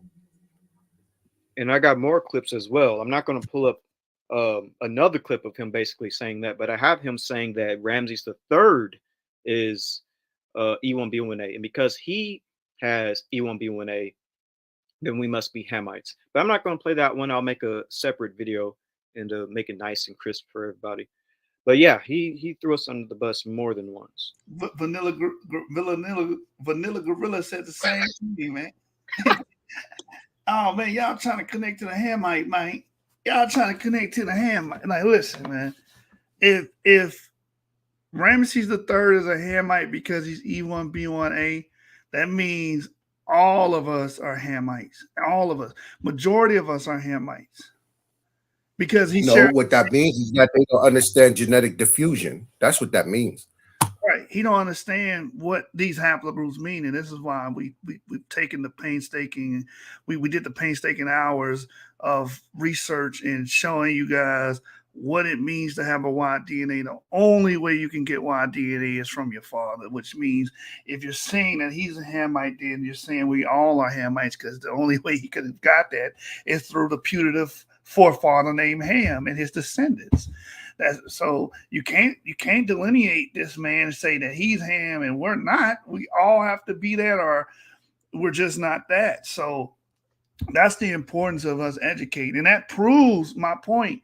Before this channel began to deal with DNA and break this down, there was no other platform, no Garfield, no Sinetta Studios, in this little niche circle that we're in that taught this, because there's so much confusion out there. That's the proof that it has not been taught correctly.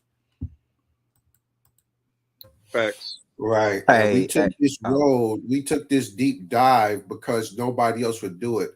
2 years ago, when Teotw, Kelly, Dante didn't really get involved with the DNA part of the argument from what I remember. But he was pushing all of the historical documents that he had, which are fantastic, by the way. But he wasn't necessarily a part of the DNA argument. You know, it was Benaiah, all of these people. And then when Teotw and Sister E and everybody went up on Berean, and, when it came time to show and prove with, the genetic connections to the Shemites, and they got on the platform, they hit a wall. They hit a wall. They hit a hard wall. Why? Because they didn't do a deep dive. They surface level, and Abu was the one who really led the charge on them with this. Against, not necessarily against E1B1 or haplogroup E, but during that time he may have felt a way about haplogroup E because he hadn't sat down with more yet and more to break it down for him, and being that Abu is the methodological person that he is, the very analytical person that he was, and more as well, they was able to reach a consensus. So we are the ones who decided to do a deep dive. Yeshub first. Avery was already doing it before he met Yeshub, and then once we all connected on Clubhouse, that was it. It's not what you know, it's what you can prove. Yeah, and James was part of this as well. It was James, Yeshub, Anan, Moore, or the outskirts. They wasn't on Berean, you know what I'm saying? The leaders of the community went over there and hit a wall. I don't want to try to make them or demarcate what they was trying to do. They tried, they did their best, but they surface level dealt with this subject, and they hit a wall. Remember Garfield hit a wall too when he had ain't none on. Remember, he couldn't understand. Like, he's lying. You're not EM 180. Right. With Ngozi. Bro Ngozi was there as well. And this was early before even Ngozi really, understood what we was doing on this side. And Ngozi was already speaking on genetics. And even though we don't agree on everything, and he'll let you know that we don't agree on everything. He's part of the Abrahamic faith, but he doesn't see it the way we see it. But he does agree with the science. And so this is where we have a mutual respect for each other. But yeah, Garfield tried to call him out and say, you wasn't EM 180. And then he showed it to him. He's like, on the live, he kept saying, how is he EM? Like, he was stuck. How is he EM 180? He kept saying it. He said it's confusing. And he even told Ngozi, he said, Ngozi, you're being too honest. See, that's the thing. Yeah, he did do that. These are church leaders. You're not dealing with educators. These people are not here to give you guys the information. They're here to give you a narrative, and that's it. And that narrative is they don't like Israelites, so they're going to deter you from being an Israelite. If you're a BHI, they don't like science, they're going to deter you from the science. All of these groups don't like science. So it's all about preaching their gospel. So he was like, you're being too honest. Why he said that you're being too honest? Because he does not want you to get an honest perspective, because he doesn't want anybody latching on to the information and using it to say that they could be Jews. That's all it is. Yeah, like you said, that not only have they not even gone into any depths in talking about DNA and all these channels that they always, they lip service about DNA, but they don't really teach anything. They just do lip service. Right. They don't dig into this stuff like we do. You know what I'm saying? And the one who does dig into it like we do, he acknowledges that we just go with the other competing theory in some areas. That's it. That's the only real difference, is that he goes with more of the out of Africa theory based stuff, and we go more with the multi-regional theory when it comes to modern humans. He's more Pan-African. Exactly. Yeah. And that's about it. That's about where the real difference hits the roads when it comes to the science. But these other people, they don't, like I said, they don't talk about it, they don't dig into it, and they actively teach against it. You know what I'm saying? Like they go out of their way to say that the papers are false, because it ain't like we just telling you what we think. We reading it to you straight off the paper. When we put our sources in there, they're verbatim. We don't, put it in our own words or nothing. We give you exactly what's written there in the paper. Exactly. So they coming out saying they wrong. Come on now. Exactly. So second Exodus, your last two questions that you just asked, I would say this to that. Listen, we're going to give you all the information we can from the geneticist. If you want to take it to you're more than welcome to. You know what I'm saying? Create a model or a hypothesis off of E1B1B and E1B1A, and who could be Ishmael, who could be Esau, who could be the Jews and the mixed multitude. Y'all, you know what I'm saying? You're more than welcome. We laid the groundwork, but just be very careful of what you start putting out there. Just be careful. All right, because you're going to have people that come and challenge that. And if you're not willing for the challenge, if you're not willing to answer the hard questions, like the Yap Gang did, we didn't come to Israel with this first. We didn't come to our community with this. We went straight to the European Jews, into their rooms and clubhouse. And you've been around the Second Exodus. You've seen us do it. All right. We went straight to them first. We didn't deal with our own first. So we're ready for any question and any, we went to the real fire, dealing with the conscious community and the rest of our personal community, the Israelites. That's light work compared to dealing with, the secular Jews and the Jews who go by genealogy on Clubhouse. And you've been in our rooms with them, and you've seen how they respect our work. So, outside of that, if you want to take it and go and do your own thing, bro, then go ahead. Just be careful with it. Don't go getting pseudo on us, because we might have to answer. We might have to, come and straighten out some of the things you said too. So, I'll leave it at that. Talking about hitting brick walls, if I may, real quick, Avery.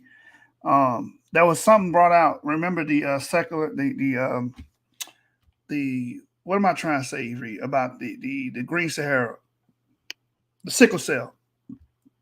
So Garfield brought out a reference, didn't even bring the paper out.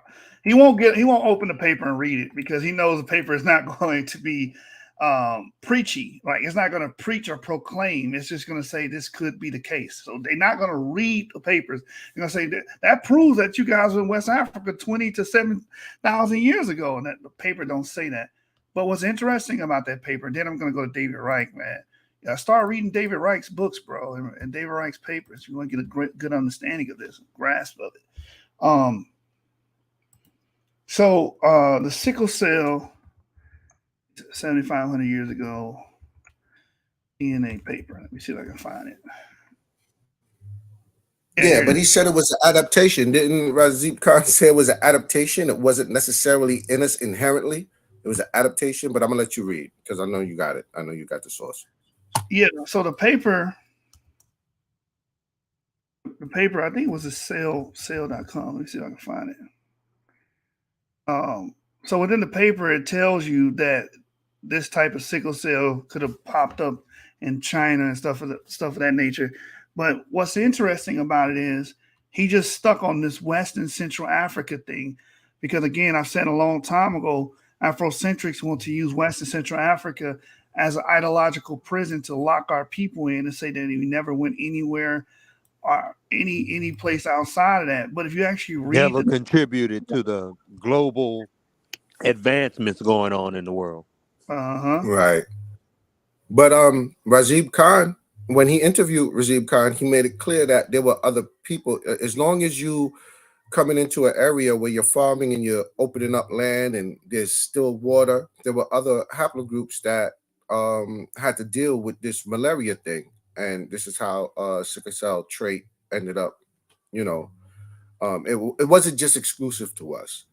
But I'll let you finish, bro. Hopefully I didn't butcher. Hopefully I didn't butcher that. No, you didn't butcher it. I'm trying to find the paper. Yeah, here it is, cell.com, whole genome sequence. I got it. So if you go to this paper here, I'll drop it in the chat so you guys can read it yourself, because this guy always tries to reference it and preach. See, these guys just preach. They proclaim. They never tell you. They never give you the source. They never read from the source directly because they know the source is not saying exactly what they're saying, and the source is not being definitive like they're being definitive. Like they're trying to say, oh, we know for a fact this was the case. So here's the paper here. But what's interesting, when you go down to the part where it talks about, just hard search it real quick so I'm not funneling around where this place was.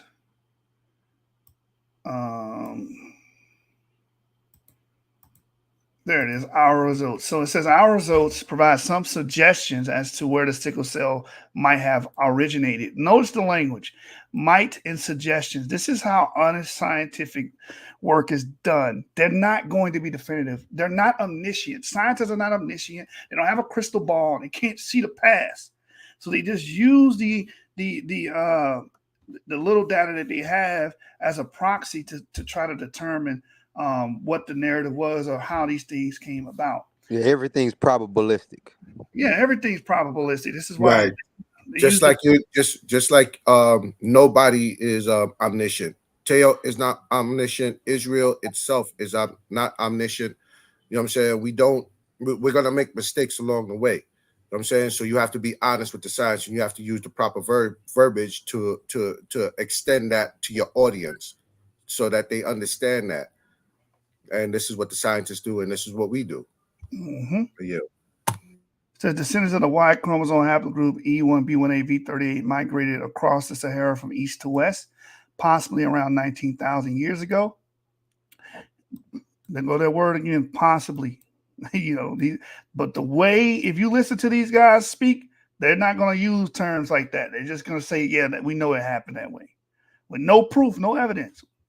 E1B1A1 M2 most likely did not originate in eastern or northeastern Africa, but where it originated in either western or central Africa is unclear because there's no ancient DNA to verify it, right? So currently, the sickle mutation most likely did not occur in eastern or northeastern Africa. Our results indicate that the origin of the sickle mutation was in the middle of the Holocene wet phase or Neolithic subpluvial, which lasted from approximately 7,500 to 7,000 BC to approximately 3,500, 3,000 BC. This time was the most recent of the Green Sahara periods during which the Sahara experienced wet and rainy conditions. Our results, so the results from the actual paper that he keeps quoting, the conclusion they came to is not Western Central Africa. That's the conclusion at the paper. This is how you know they're not reading this stuff, man. This is preachership, not scholarship. Yeah, they reading it, but they putting into it what they want to put into it. He's been holding on to that particular talking point for some time. That dude don't read, bro. He don't read at all. He read the title. He probably read the introduction. Yeah, but Razib Khan, he interviewed him, and Razib Khan made it clear. Basically, what this paper is saying is what Razib said. Razib just added things opposite than Razib Khan. Yeah, he just added. You know what I'm saying? I'm talking about Garfield right now. He just added outside of just what the paper just said. He said, "Listen, it wouldn't have been any. You know what I'm saying? We can't exclusively." Basically, what he was saying was, it's not exclusive to Sub-Saharan Africans. Right, Sub-Saharan Africans. It's not exclusive to them, but yeah, you hear about it with them the most, but it's not just with them. It was an adaptation. It's not something that was in them. It was a mutation that happened out of like I just said, it was a mutation that happened out of basically necessity. Yeah, wet areas. Adaptation. Yeah, wet areas sit in water, become hotbeds for mosquitoes. They be nesting grounds, and then they spread malaria. So therefore, your body tries to make a defense for it. So all farming populations where deforestation takes place would experience that. That's what he was bringing out. But right here, it says our results does support the Green Sahara as a possible place of the origin of the sickle mutation. So their results of the actual people that did the paper is not saying Western Central Africa, it's saying the Green Sahara, right?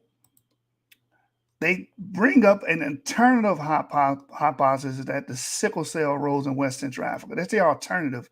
But the results from this paper point them towards the Green Sahara, which goes with the other paper. Let me see if I can pull it up real quick. I was about to say, yeah, pull it up so we can show them that we're sourcing up over here. Peopling of the Green Sahara. They actually read these damn papers. They don't. The peopling of the Green Sahara, it talks about the population of North Africa. Here it is. In spite of different genetic differentiation, however, Northern and Sub-Saharan Africans share at least four patrilineages, different frequencies, namely A3, M13, M2, M778, and RV88. And within this paper, if I can find it real quick, it talks about that these would be the main haplogroups in the Green Sahara. They postulate that, right? Which means it means something very, very, very key. And the reason why they try to separate us from this, because I read this the other day. Can I find it? Can I find it? If not, then I'll just put it in the chat for you guys. Oh, here it is. Here it is. In the context of rare wild lineages with a relic geographic distribution can be highly informative regarding human migrations across the Sahara. Thus, considering their frequency distribution, the four trans-Saharan lineages A3, M13, EM2, EM78, and RVA8 could represent the remains of the Saharan MSY genetic landscape before the desertification. So these haplogroups will be north. And even in this paper, it talks about that 10% of the male lineages of North Africa are still E1B1A. Yep, and that Mediterranean paper I had brought out in that presentation showed that in Libya they had basal E1B1A. Right. It says, contrary to the usual interpretation involving recent gene flow events such as trans-Saharan slave trades, they're saying these markers would always be associated with Sahara, meaning the northern regions of Africa, not the sub-Sahara, which brings me to my next point and shows you that this is just showing you guys that these people are hitting brick walls and they're not following the science. Science is evolving; these people are devolving and staying stagnant. So this is who we are and how we got here by David Wright, and it says here on page 114, the peoples of North Africa owe most of their ancestry to West Eurasian migrants. This is why these guys don't want us to be connected to North Africa, because there's no genetic barrier between the Levant and North Africa. There's people going back and forth for thousands and thousands of years. We know this through the Ibero-Maurusians. They did their proving that we've been talking about autosomal DNA, Teo. They did an autosomal breakdown, and 60% of their autosomes go back to the Near East. The only way you can get those autosomes is if you admix people with those autosomal signatures. All right? They were 60% Near East and 1/3 SSA, i.e. sub-Saharan African. So it says again, the peoples of North Africa owe most of their ancestry to West Eurasian migrants, making the deep genetic past in the region difficult to discern. So if you put E1B1A and also AM13, you can't even trap them in sub-Saharan Africa. And we already know RVA8 is a migrant group. We already know that. We have their ancient remains in Italy, in Eastern Europe. We have their ancient remains there. We know they was in Europe first before they made their way probably through the Levantine corridor and down through the Sahara into modern day Central Africa or Chad. I think they may have used boats because they were on the island of Corsica, and you need a boat then. Yeah, that could be possible too. They could have sailed the Mediterranean, go to the North African coastline, and then penetrate that way as well. So anyway, this is why they don't want you to even connect to North Africa. You go to North Africa, you connect yourself to Eurasia as well. All right, shout out to David Wright. My bad, Avery. I just had to bring that out, man. Go ahead, brother. No, it's all good. I got one more video, but we don't have to go to it if you want. But the last clip was just Teotw saying that the Limba come from Morocco. You want to do that or just hold off? Yeah, no, bring that out.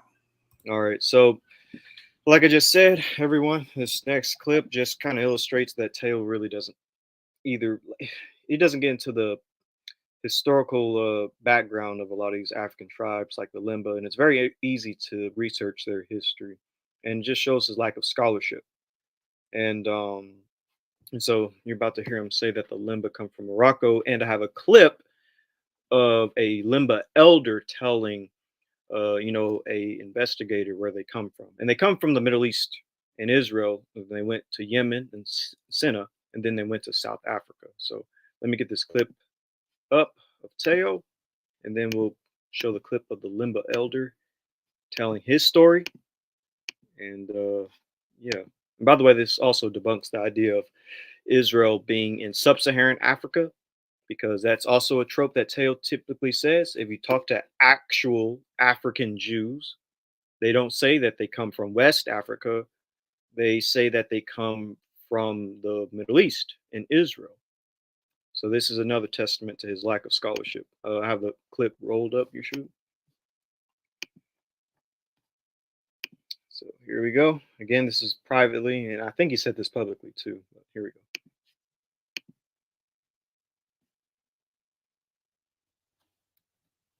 You know, but at the same time, I wanted to ask this right quick. All right, when you're done, I have a quick statement. Okay, I'm gonna pass it to you after this. The Bantu migration, right? We have that history now. According to traditional history, the Bantu migration started in West Africa, near Niger, and then went south and southeast. Now, according to like Limba and some of the other groups that call themselves Israelites, they have a migration history of coming from East Africa, going to Morocco. One of the tribes, I can't remember the tribe, I did it in a video. They spent time in North Africa until they were chased out by the Muslims, and then they went to Morocco, and then they ended up in South Africa. And so I'm like, those migration patterns, those routes affect what you're going to see as far as archaeological discoveries and stuff like that. Because that particular group, they may be in South Africa today, but they were also in Morocco, they were also in North Africa. You know, that's going to impact them. So I just wanted to put that out there that, you know, the Bantu migration itself is something maybe you guys, some of y'all have had that assignment. But So the Limba come from Morocco to South Africa. And I have a clip I want you to share, Yeshu, really quick. And then I'll let y'all go into it. Actually, I'm trying not to laugh. I got this clip roll. Actually, can you pull up my screen? And before I play it, is there anything that y'all want to say concerning that clip before I play this one? Or I can just go ahead and play this one. The Limba coming from Morocco is laughably false. The Limba don't come from Morocco. If you want to go with what we were just saying, that E1B1A in general could have been in the Green Sahara, North Africa, sure. But to say that the Limba themselves derive their ancestry, especially JP58 stuff like that, directly from Morocco, you have to. This is what we're talking about: show and improve, show your work, give your evidence, build your evidence, build your arguments on the evidence, not off your preachings. Exactly. That's what they always do. You have to show me what he's JP58 is. This is what he's alluding to. JP58 was in Morocco first. He doesn't do haplogroups. No, he's just saying Limba in general. So all of the Limba. Well, the Limba themselves make it very clear that they went from the Levant down into Yemen and then crossed over the Red Sea into Eastern Africa. So some of the haplogroups that were with them, matter of fact, let's take it back to their own oral tradition. So historically, they would say, I would say about a year or two ago, they would make this clear that they would say that they were kicked out of the Levant because of mixed marriages. So that brings us to Nehemiah, that brings us to Ezra. They said that they was so they necessarily you have to use common sense at this point. So they're basically saying they were the progeny of these people who the people who the Israelites who divorced their wives and got with these women, these foreign women, and then during the mass divorce, they was pushed out. They was told to leave. And from there, they went down and into Yemen. They migrated to Yemen, and then crossed over. Some people say the ruins of Great Zimbabwe may have been right. All of those things. So this is why you would see these different haplogroups among them, because not only just from the Nehemiah period or the Ezra period, but as they traveled, they would more than likely would have picked up other haplogroups that were Israelites, or people that left with them that weren't accepted, and ended up in Zimbabwe, and in South and Central Africa. This is how they would have ended up there with all of these different diffusions. They could have picked up some of those J markers while they was in Yemen, because we're talking what 500, 600 BC, 500 BC when this all took place. So we're talking 2,500 years. I don't know what time period they entered East and Central Africa. Um, from Yemen.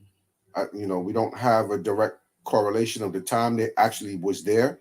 They reached there, but I'm sure it took them some time, and they probably settled in Yemen for an extended amount of time anywhere they touched before they crossed over into East Africa. So it correlates with the story.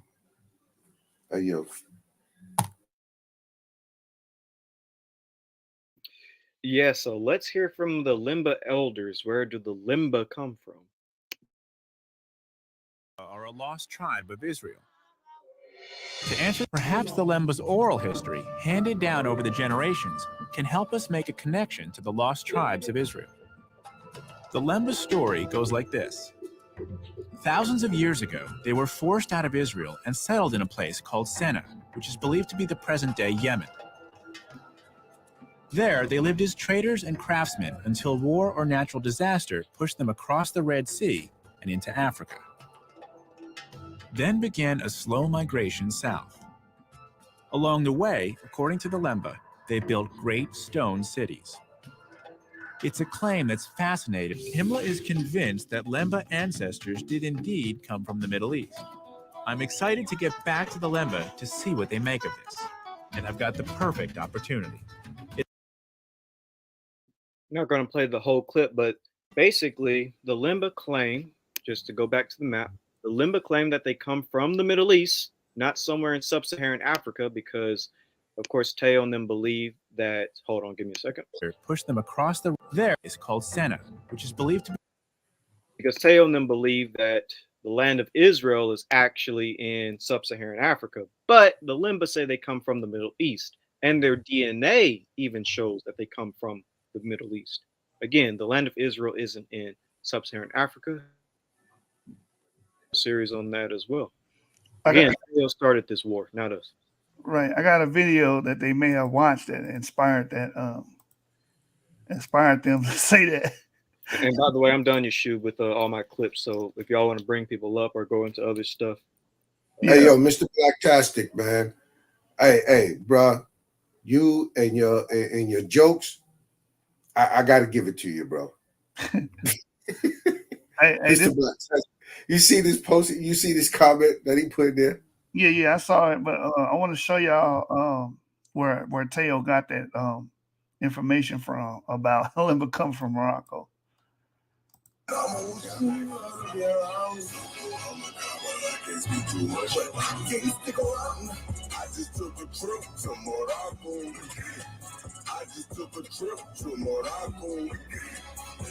just took a trip across the water, yeah. Got it off the mud for the bags, and I be standing tall over the rags. I just took a trip to Morocco. I just took a trip to Morocco. I just took a trip across the water, yeah. Only in town for the night. First class flights, we That's primary research right there, boy. What? That's primary research. What?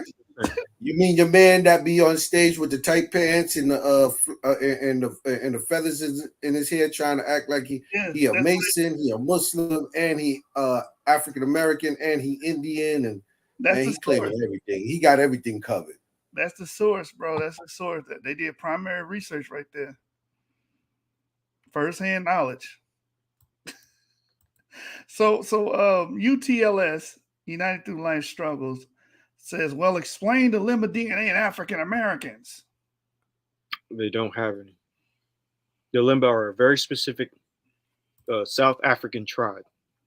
If you take any commercial DNA test, you're going to get West African populations. 23andMe, Ancestry.com, Family Tree DNA, DNA Genetics. They're all going to say West African populations, not South African Limba. Any DNA. I'm about to end this man's whole career.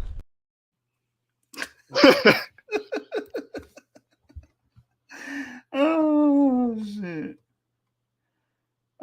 Yeah. Your shoe ready to act up now. Your shoe ready to act up now. I'm done. I'm done with my clip, so y'all can do what y'all want. So we understand that we do share paternal ancestry with the Limba, the ones that are EM2. Exactly. This is what they're not getting, because a lot of them, I believe the lion's share of the Limba are J, T, there's some R in there, and the rest is like EM2. All right, we got the link out there. Everybody want to come up and give they 2 cents. You're welcome to do so.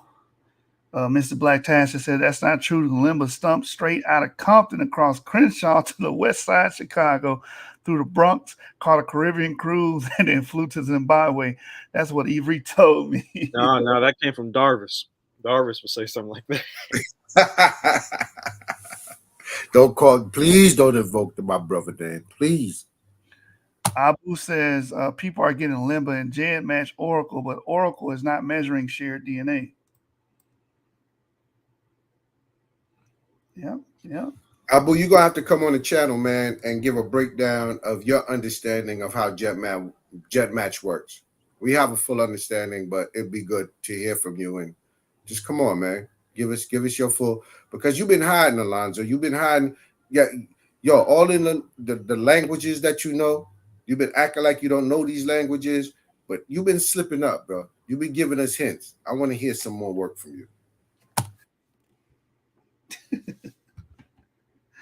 Oh man, Black Tastic says the Limba do say that some of them were taken to the task, taken in the transatlantic slave trade. The slave trade was vast, but the majority of slaves brought to the Americans from the West Central Africa, with fewer from East and South. That is true. Yeah, that's true. Yeah. You do have slaves coming from East Africa as well. Right, but you will get hits from you would get hits from them as an African American, because they have Bantu traits. They have, you know what I'm saying? You're gonna get hits. Yeah, I Bantu people too. The Bantu swept into South Africa, East Africa as well. So that's a lot of people are abusing that Limba connection. Don't really understand it. They might be getting hits also too from the mere fact that the Limba, once they got into Central Africa, were procreating with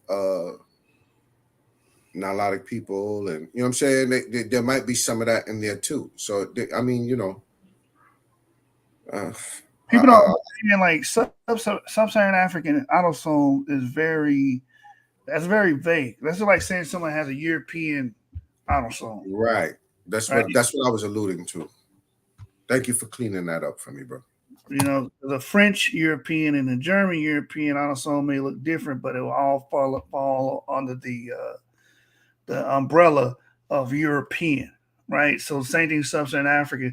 We don't have the same exact autosomes as someone that's from the Amharas, right? But they have sub-Saharan African DNA, but that sub-Saharan African DNA is not exactly the same. Even with we just did a paper, since they said we don't deal with autosomes. We just read that paper about the ancient West African foragers by David Reich, and it tells you that the autosomes of the Western Central hunter-gatherers is not exactly the same as the Bantuans.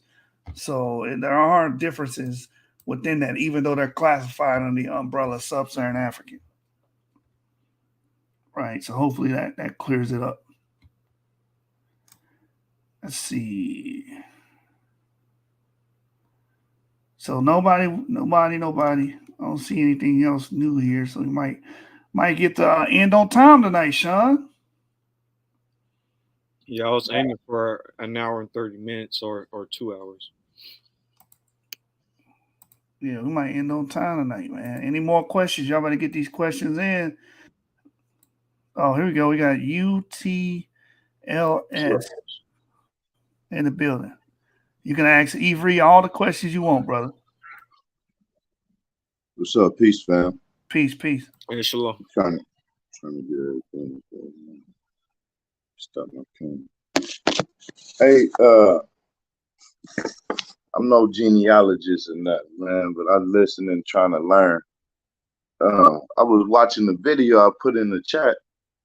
Red Road East, he had the Dr. Diary up there last night, and she was breaking a lot of this down on how, like, most of these haplogroups and stuff we name it, she showed how they evolved in this modern, and how, like, really, like, how African Americans had the most unique DNA on the planet. Like, it's actually saying, like, the out of Africa theory in reverse. And she break it down on DNA and everything. Like, if you check that video out, you want to pull a couple clips up on it, she got a lot of studies on it, bro. It's like, it's deep. That's why I put that question. Explain Limba DNA in African Americans. I heard the brother say it wasn't, but like, she clearly broke it down how it is. Yeah, so as for the Limba DNA in African Americans, the reason why African Americans get Limba DNA in GEDmatch, because that's really the only one that shows it, GEDmatch and My True Ancestry, is that that's using calculators. That's not talking about autosomal DNA. It'll never show like you have autosomally like 100% Limba. They're only using calculators for those. So the reason why African Americans kind of line up with Limba is because one, Limba are a Bantu population, but they're in a mixed Bantu population because they have Middle Eastern DNA, West Asian DNA. Just like African Americans, we are genetically sub-Saharan African, and we have European DNA, which is a Eurasian population. So we match with Limba because that's an African population, a sub-Saharan African population that's Bantu with European, or excuse me, Eurasian admixture. That's the only reason. Okay. We're at a sub-Saharan African population. Well, you saying European DNA? You're not saying like the Caucasian European, right? Well, I think that.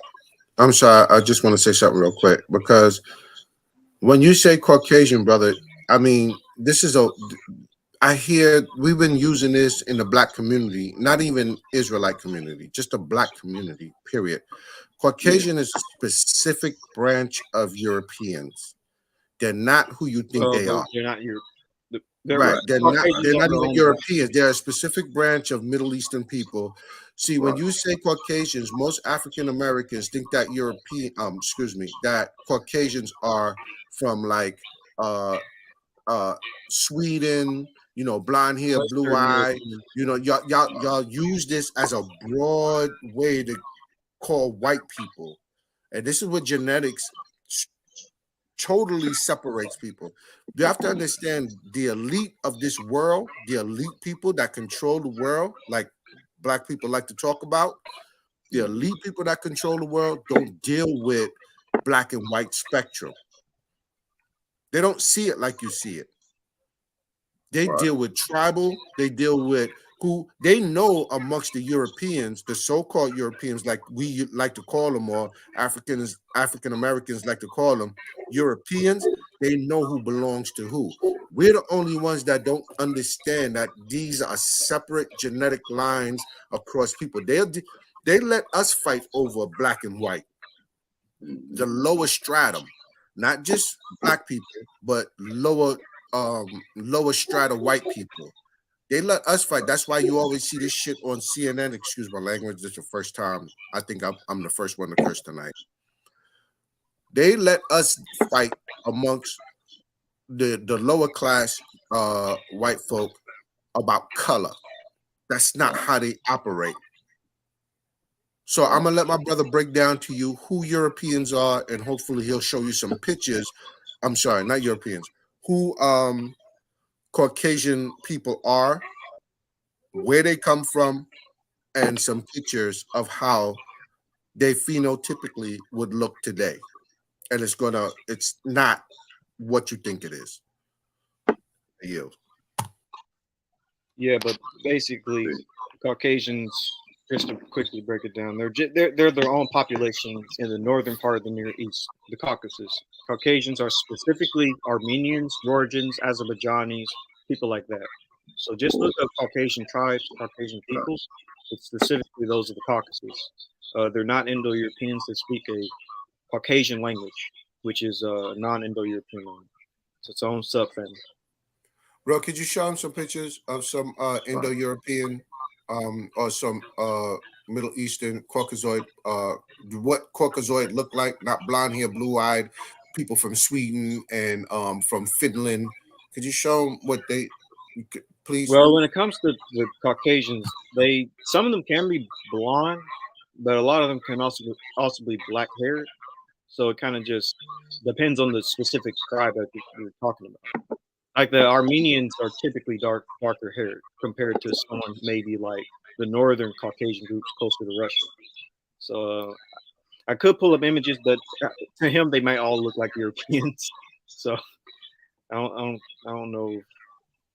Like I can see the differences because I look at these groups a lot, but I don't know if he'll be able to. Now they calling like the Middle Eastern, like the Jordanians and all them people. That's what you trying. That's who they saying, or saying it's Caucasian. Like really, I wasn't saying it like the actual region. I was trying to identify. I was trying to see, were you saying that the Europeans you were talking about were they white Europeans, or were you saying like, because you saying African Americans had this mixture of European, right? Blah blah blah. Are you trying to say white Europeans or black? That's what I'm saying. White I wasn't saying nothing about that Caucasus because I'm hip to the Caucasus region and all that. Yeah, African Americans have an admixture of European, Western, Central European, white people. Yeah, and that's so from the DNA breakdown. That's what true, would that be? What transatlantic? Hold on, bro.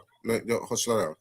I'm sorry. I mean it. I don't mean it. If I'm being a little aggressive, I'm sorry if I'm being. Nah, go ahead. So through the transatlantic slave trade, because of sex, it was a sex bias slave trade. It was a sex bias situation where men would take advantage of the women. So a lot of our European admixture would come through that.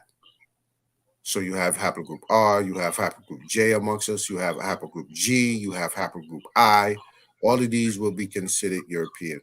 But I'm gonna let Evie go from there. Just to let you know a little about me, man. I'm somebody that done the genealogy as well as the DNA, and I'll be the first to tell you it don't match up because they got me like Ghana and Nigeria and stuff. But I got my genealogy, actual records, like tracing my ancestors all the way back to the 1500s. A couple of them come from England, the colonials, and they was coming right over here and marrying people from South Carolina, Virginia. It's not like you go on Ancestry, pull up like in the 1700s, when areas my people had in the world, I had no dots in Africa. Right. Even okay. though the So genealogy come up. Do you know your haplogroup? Do you know your Y haplogroup? Your Y chromosome? No, I didn't do the like the African stuff. I just did. All right. So you're going off for all admixture. So what test did you take? What DNA test? It just was that the ancestry one where it tell you like you like 90%. If you feel comfortable, could you if you feel comfortable, could you pull up your ancestry and I can take a look at it? I'm on my cell phone. I can't share screen and stuff here. I'm not on the computer right now. Do you have access to a computer? And then if I like go out, switch screens, it'll take me off. We're here live, so you can always just click the link. But do you have a computer near you? And even with that, they keep updating it. And right, because they're dealing with your autosomal. They're dealing with your autosomal. if you know your Y chromosome, if you know your paternal and your maternal Yeah. line, it would give us better insight.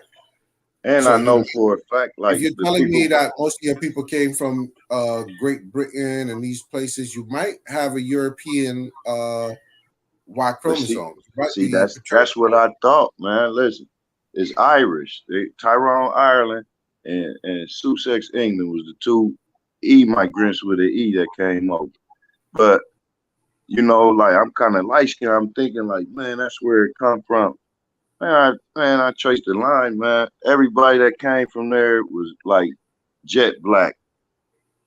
My people that came from Tyrone, Ireland, and England were jet black.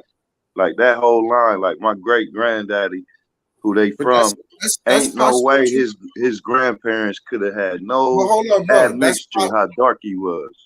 Well, that's possible too. That's possible that they came over here and they were dark skinned. It's not. We're not. Nah, This is that's the what we're fact, trying to. 100%. Well, no, I'm not saying you're wrong because I'm just saying from the outside looking in. Right. Just hear me out real quick. I'm just saying from the outside looking in. From our studies, what you're saying is not impossible. What you're saying is not impossible Right. because that's what we've been telling people. Like, phenotype don't matter. You could come from a certain area and not necessarily belong to the people you belong to, even though you look like them. Yeah. Because If that makes that's the sense to you. I don't know, but like you saying, most people preach their doctrine and stuff. Like the evidence show, man. If you look at the Levant, the Middle East, people y'all call Jews, this and that, they didn't just migrate to the east. They went down to the north. They even came from the north. Was all in the north, all up in Spain. And when they got expelled, they came here. Like my whole genealogical breakdown tell the whole history. You look at the dates where people was at and the times where this was going on in the world. That's what happened, man. They was in the North Africa and they went up into Italy and Spain and all that, became what we call Moors and black nobility and all that. And they got expelled in 1700. They came back. They went back into North Africa, and some of them came to America and they settled in the East. That's how I asked that question. Well, how did the limber blood get in African Americans through the slave trade, which you go on that ancestry? It was just like going to the Caribbeans and stuff. It wasn't really a mass big population like that. Like our people was already coming back and forth over here before that transatlantic When you slave say trade. our people, when you say our people, are you saying just black people? Because everybody that's black is not necessarily. That's why I asked you what Europeans were you talking about, white or black? Because we would do this. Europeans, we can't look at Europeans as white folk, bro. Because like I said, my Hold story on. debunks Exactly. that. I agree with that. And the later migration immigrants of white folks didn't come to the 1800s. And we've been misclassifying, calling them Irish, Scotland, and all that. Scotland was Nova Scotia up in Canada. The British was here in America. Let me say this to you real quick. Why don't you do this to straighten all this out, to help us out, to help us out, to help yourself out, and to help us out? Why don't you do this? If you got the bread, bro, if you got $100, go to 23andMe, do a DNA test with 23andMe, and come back to us on the channel, or you can reach out to us and tell us what your paternal chromosome is and your maternal, and then we could go from now. We could really dig into everything because right now you're working off of autosomal. But I gotta ask a question. Did you do it 23andMe, bro? Do it 23andMe, and then we could really dig down to because check that video out. I put in the chat. You got paperwork on your genealogy, right? She talked about another database that use people from all over the world, and they dig it deeper than that haplogroup. Wait, hold on. I gotta ask you. Did you say that Europeans arrived in Europe in the 18th century? No, I said Europeans, the white ones who we know of, arrived in America. The immigration period, look it up. It was an era in I thought America you said in when they came on the ships. They came on ships like that for real. Wait, They so don't have no- they were the slaves. The white people were the slaves. if you study American history, you wouldn't ask that question. And I guess the black people were the slave owners of the white people. Man, that's history, man. You What don't have the to hell you say? Bro, do me a That's it. favor. Listen, That's look, nobody's history. trying to be disrespectful. Hold on. Man, look up White Cargo. Read that book. Okay, Look up Cannibals in Jamestown. Please. I Just got give me a a second. We're hearing grandfather you. Hold that on. got a will who had them. Are you? Do you talk to Darwin? Hold on. Please, hold on. Do me a favor, because I don't want to go back and forth with you here with this. I need you to take a 23andMe. You need to do it for yourself. Do a 23andMe and find out your haplogroups. You already know what your autosomal is because you said you took a test and your autosomal. So there's only two things left to do. You already got your autosomal.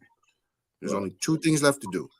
Take your 23andMe and it'll give you your mtDNA and your Y chromosome. And then now we can have this discussion. Outside of that, everything else is just we're trying to figure it out. We can't do that. We need some kind of we need your work. Now, I'm not saying that what you're saying is wrong. I'm not, because we already agreed that on certain points when I was speaking to you a little earlier, and we was having a discussion about your genealogy and is it possible that the people came over here were black originally and this, that, and the third, or the Europeans that came over here, some of them that had R markers and belonged to nobility, yeah, they could have been brown skin, dark skin, they could have been mulattoes. Some Europeans, right? Some Europeans have, but that doesn't mean that all black people descend from the same people. No. We wouldn't be Right. having this So all I'm asking discussion you to if do, that was the case. right? So We all would I'm all asking you, have the same breakdown. right? So all I'm asking you to do, because we can't do this, we're gonna go back and forth all day. If you got $100, bro, 23andMe.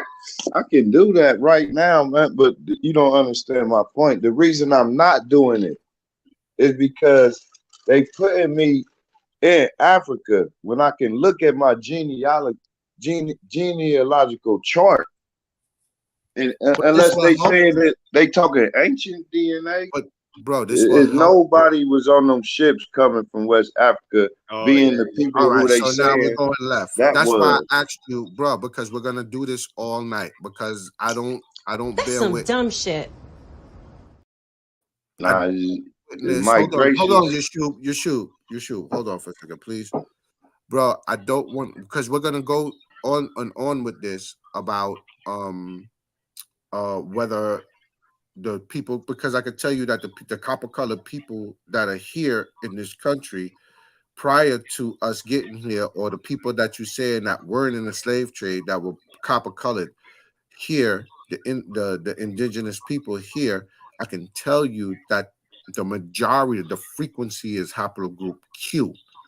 So if you're claiming that, I need to see if your Y DNA is haplogroup Q or it's haplogroup E, or I can't go off your autosomal.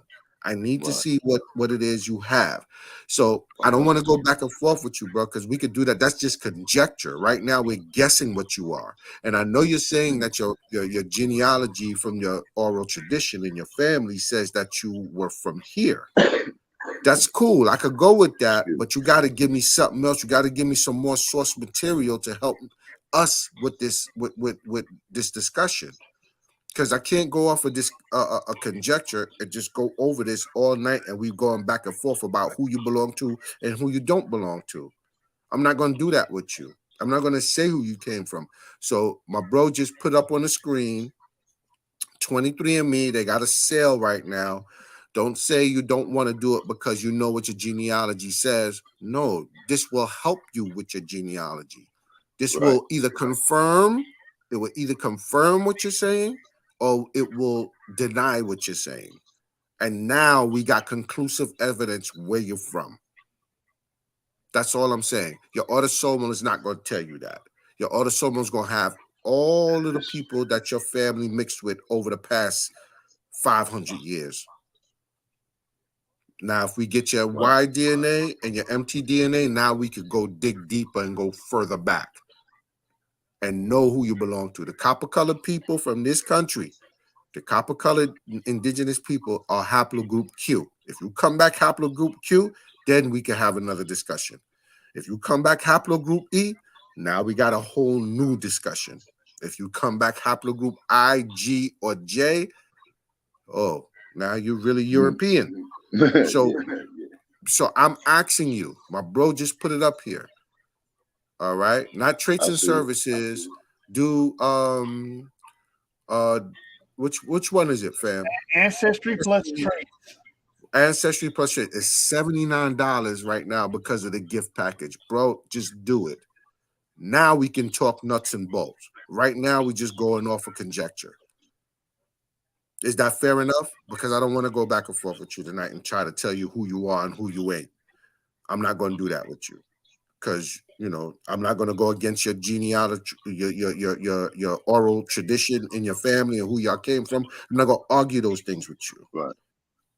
I need come back here, take that test. Now, I think you taking it to where you taking it. First, I was asking questions, and then I just told you about mine. I didn't really ask you about myself. I asked you how was Limba over here if they went to the West than South Africa. And then I was just putting you up on game on information I got last night off the video that I watched that actually goes deeper than what you guys are talking about. That's only.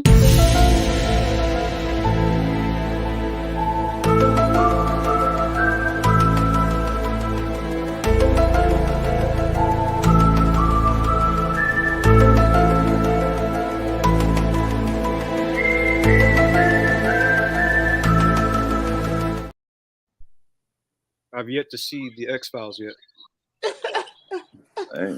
Bro, I'm just saying. I get Hey, what why you're he put going. the Illuminati on me though? Moving forward. Hey, I'm gonna drop out, man, because y'all tripping over here. Nah, bro, for Hey, real. nah, We are the Illuminati. That's what it is. We're the right, bro. Do Hey, yo, we gonna hand Nah, the he mic ain't to say you you, Bree. Illuminati. That what he's He saying could is have. that He could have put you tripping meme or something. Or he put Illuminati. Right, well, hold on, bro. Yo, Yeah, we you need to trying put to the mic back persuade, in man. Ivory head. There is a fifth dimension, beyond that which is known to man. It is a dimension as vast as space and as timeless as infinity. It is the middle ground between light and shadow, between science and superstition, and it lies between the pit of man's fears and the summit of his knowledge. This is the dimension of imagination. It is an area which we call the Twilight Zone.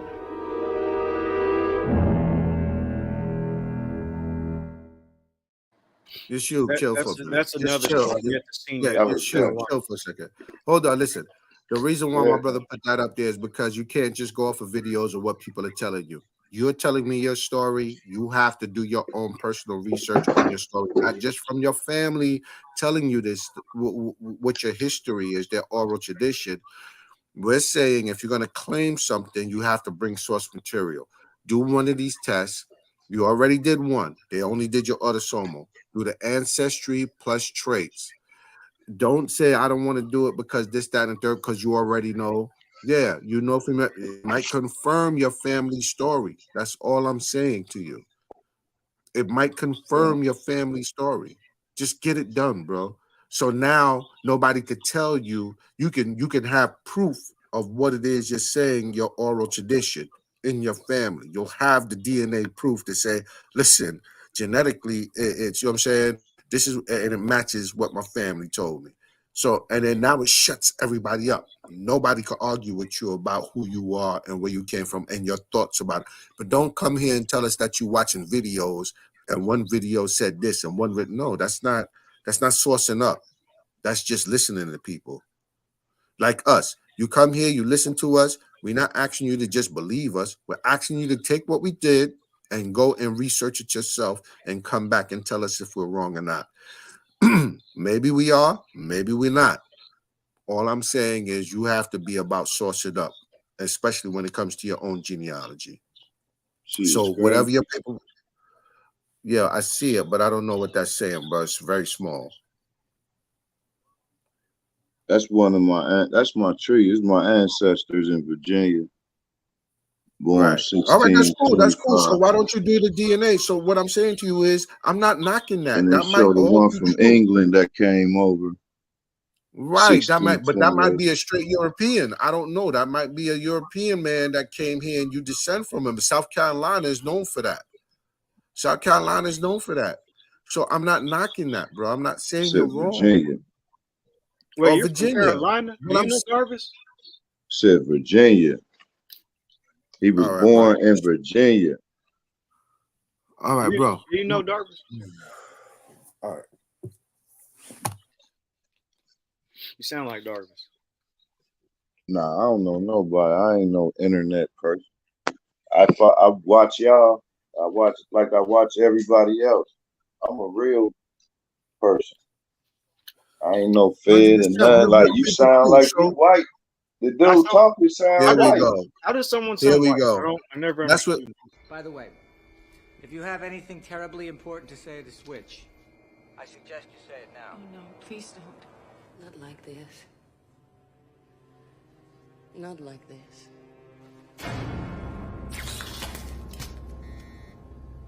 Too late. I don't want to get in. I don't want to get into no verbal conflicts with anybody. I'm gonna tell you right now, my little bro that you're talking to, that you just said he sounds white, is darker than you. I ain't white. But he knows his lineage through DNA and his oral tradition, just like I know my DNA with my oral tradition. I'm asking you to go get your stuff done and then come back here and then we could chop it up again. I'm not just going to go off of what you told me, and I know your records might be right. What I'm telling you, I'm going to repeat it, and I'm hoping that we're done with this, because I don't want to go back and forth with you about, because I don't want to start the ad hominems and getting into arguments and who's what and who's this. I'm saying to you, go and get your, it's $80, bro. Now you can, once that's done, because you already did your autosomal, like you said. So now once your mtDNA and your Y chromosome is done, now we can get to the nuts and bolts. Power of Christ compels you. I'm Now with we you can get 100%, bro. all 'Cause right. So I'm get gonna that need done you to and then read come it back. for me. Cause I Right, can't exactly. read We'll it do like that you. for you, bro. That's what we'll do that for you. We can I'm do it saying live with I'm that. with you, bro. The whole time with you, man. I'm All where the right. So take conflict care of coming that. in. Take care of that. I don't want to get into no ad hominems, bro. I got you. All right. Peace. Peace. Power of Christ compels you. Yo, it's 11:30. We were supposed to be off of here a minute ago. Yeah, is the coast clear? Is he done busting? Power of Christ compels you. Ah, man. Hey, second Exodus here, man. If you want to get it Oh, in, I advise yeah, you. second Exodus. You got questions? Come on, bro. Yeah, I got 2 or 3 things. Grace and peace, everyone. Shalom. Shalom, shalom. Oh, peace. Peace. Why you grace and peace in us over here? You Israel? Yeah. All right. So why you grace and peace in us over here like we on Berean channel or something? Like you on these are all Israelites you're talking to. Oh, they don't own that. All right. Well, shalom. Shalom. All right. Hey, I got a question. First question is about Jet Match, the second column population in the single. Could you explain the difference between that first column and the second column and the percentages they give next? Share your screen. My screen? Actually, I can't show it because I'm on the phone right now. You're talking about primary population and secondary population. That's right. That's right. You know, it's funny. Me and Moore have been talking about primary and secondary population, and we plan on doing a video actually breaking that down. And I can only give you the bits and pieces right now, but we'll go more in depth in that video. So check it out. But basically, obviously, some people have been reading that kind of wrong, and you have to keep 2 things in mind: modern ancestry versus ancient ancestry. and we'll break down what that means when it comes to primary population and secondary population. But again, these are calculators, so we have to also keep that in mind. And different calculators you use is going to give you different results for certain things. But yeah, so secondary, primary, it might have to do with modern population versus ancient population. But check out that upcoming video. We're going to actually touch on that with evidence and sources and stuff that can kind of support it. Right. I'll look forward to that because on one end, on the primary population, it'll talk about what seem like the modern groups, like let's say Mandinga, those different populations. But on the other side, it might say North African Jews or Ethiopian Jews or stuff like that seem kind of distant.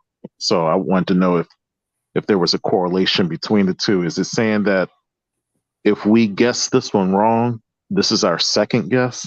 Is that no? It's not saying that's the second guess.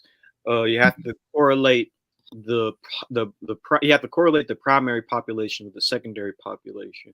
And if I could visually show you, like, it'll make more sense. But basically, it has to line up both ways.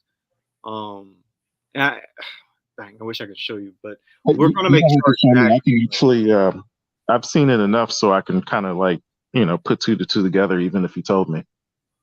Okay, so like it'll have to line up. Like, let's say if you take a commercial DNA test, and in your commercial DNA test, you get West African, and then you get, let's say, some East African.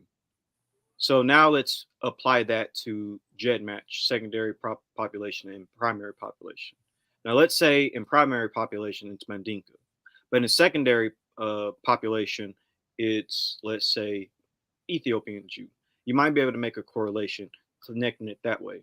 But if the primary population is like, I don't know, let's say Igbo, and then secondary population is something like, I don't know, Han Chinese, then you can't correlate that. That wouldn't really make sense. So it depends on the populations that's in secondary and depends on the populations that's in primary.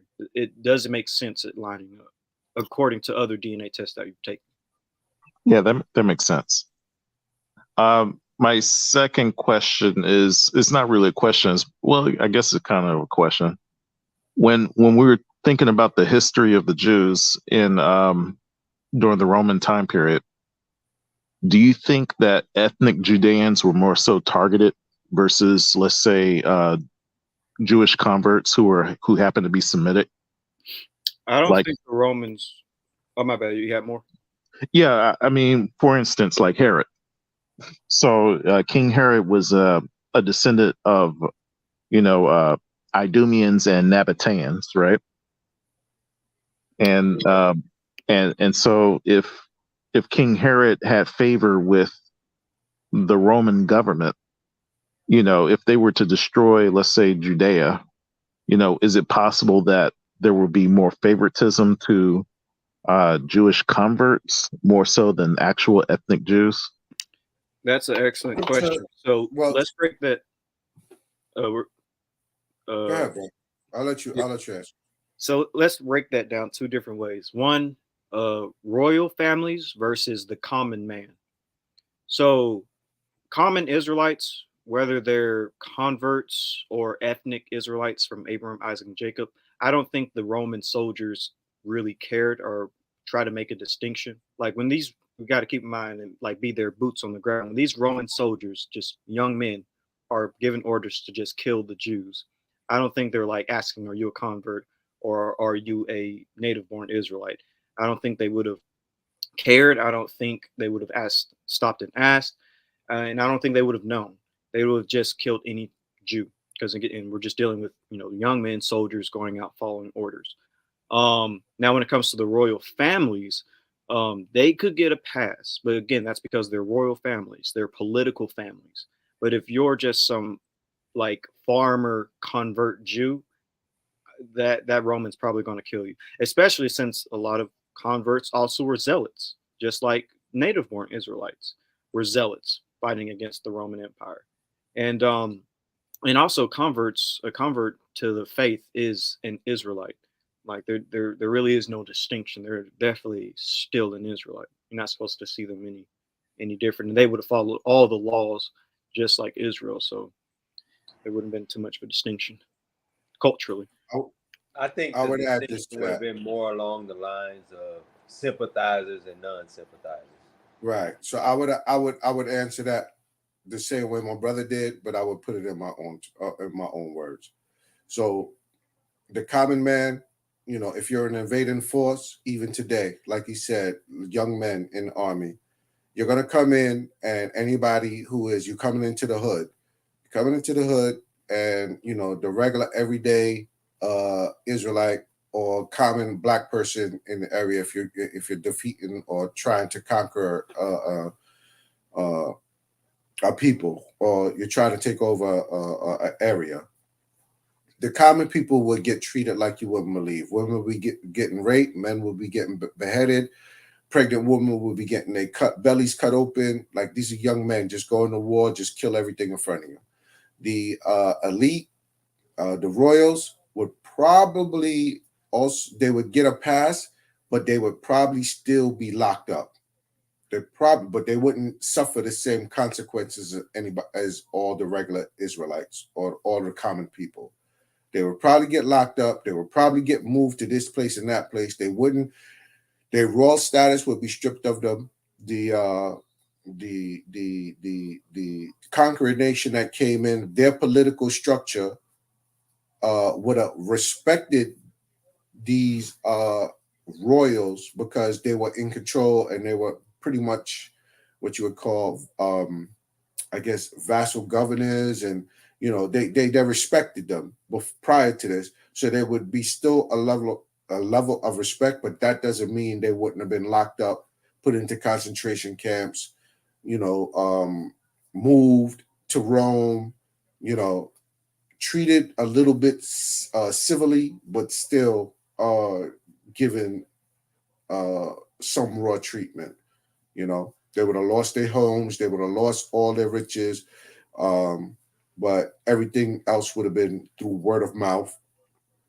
You know, this was the people, this was such and such family. You know, you could call out a family name and say, you know, in the province of Judea, they held this, that, and the third down. You know, they was this, and some people would have respected it to the where they wouldn't have got killed or sent to the gallows and things of that nature. But you know, they were still went into captivity and suffered, not as bad as the normal people, but still suffered. The everyday people, but still suffered. If that makes sense. That makes a lot of sense, and I guess where I'm getting at is, I understand there can be an economic, you know, the royal and those who are economically capable of moving around, but I guess that would bring in another question, because who would be more likely to be a part of the normal underclass? Would it be the groups of people? Because if I guess I would look at it today, right? Like, what group of people have access to get into mayor positions and positions of power? You Wouldn't can it answer be that for the yourself. Idumeans? Yeah. Boule. Let's say if it's today, would you consider the Boule Esau or Idumeans? Would you consider that? Listen, you can interpret this. You can interpret it any way you want. Like, you know what I'm saying, if you're scripturally sound and you're trying to put together a puzzle, we try not to go there because we might be wrong. I don't want to steer anybody down the wrong track. But being that you brought the conversation up, look at the Boule. Who would we consider the Boule to be back in the Maccabean times? Wouldn't they be the Israelites who love Grecian life? Because the Boule is very Well, that would be more economic. right. I would look at it like, okay, like Candace Owens. Candace Owens has lineage that comes back from the West Indies, right? Mm-hmm. And so, if I was to say foundational Black American, I'm specifically talking about Louisiana or Virginian African Americans from 1619, not necessarily any. You're slicing the pie really, really small now. Because even though she may be from the Caribbean, I would do this. I would still keep the pie slices kind of large. Who is she married to? Who did she choose to run with? So you can slice the pie as small as you want and try to make a story out of it. That's your prerogative. But I'm not going to slice the pie that small because I can still see the big pieces of the pie, the big pieces, instead of dividing up the pie into 16ths. I can still see an eighth of a pie and still have the same understanding. I guess that's where, and I'm following you, but that's where I'm saying, at least with the historical context, because if I'm thinking about Judeans, ethnic Judeans, ethnic Israelites fighting against the Romans, but the Romans knowing the slices, as you say, knowing the differences between the ethnic Idumeans, ethnic Arabs, ethnic Ishmaelites, and they have them as a barrier class, like a barrier economically, have the Judeans at the very bottom, have a buffer class in the middle, let's say like Idumeans, and then have the Romans at the very top. So No if there different was than a Boulay. destruction of Jerusalem, would it make more sense for ethnic Jews to go into the Roman Empire after the destruction of Jerusalem, or go down into Elephantine Egypt and Arabia? Whereas the Idumeans or Ishmaelites, they might find a little bit more favor to be able to go into the Roman Empire, like, deeper Well, I was into it. about to say, what would make sense to you if you're poor and you know you're going to get treated? You don't have certain people vouching for you, even though you're still a captive in Rome. Anybody who went into Rome that was poor or at the bottom economic stratosphere, they went in as straight slaves with the elite. Anybody else that was able to escape may have fled into not just West Africa, not into Central Africa, or into Egypt, down into North Africa or West Africa. They could have went east. They could have went into Iran. They could have went into Iraq. They Or could have went India, yeah. into So you can't just base everything off of West Africa, Oh because no, you're going to I wasn't basing anything off of West Africa. I was simply talking about uh, what would seem to be more feasible. Like, let's say, and I'm gonna hop off this topic for a second. But if let's say Anglo-Saxons were to pass some strict laws against minorities, who would they favor a little bit more? Would they favor the Dominicans Boulay. and the Mexicans a little bit more? Not necessarily Boulay, but Boulay. Anybody well, who is part of their power structure, no Boulay, different than the Maccabean times. Anybody who's a part of their power structure helping to be that, like you said, that barrier. Anybody helping to be that barrier. like a buffer class, though. Yes. What do you So think Boulay is? Boulay can come from any group of people, though. It doesn't have to be specific towards African Americans. Boulay can be in the Chinese community, any community. I doubt that. I doubt that the Chinese would buffer to Europeans the way we do. Buffer for Europeans the way we do.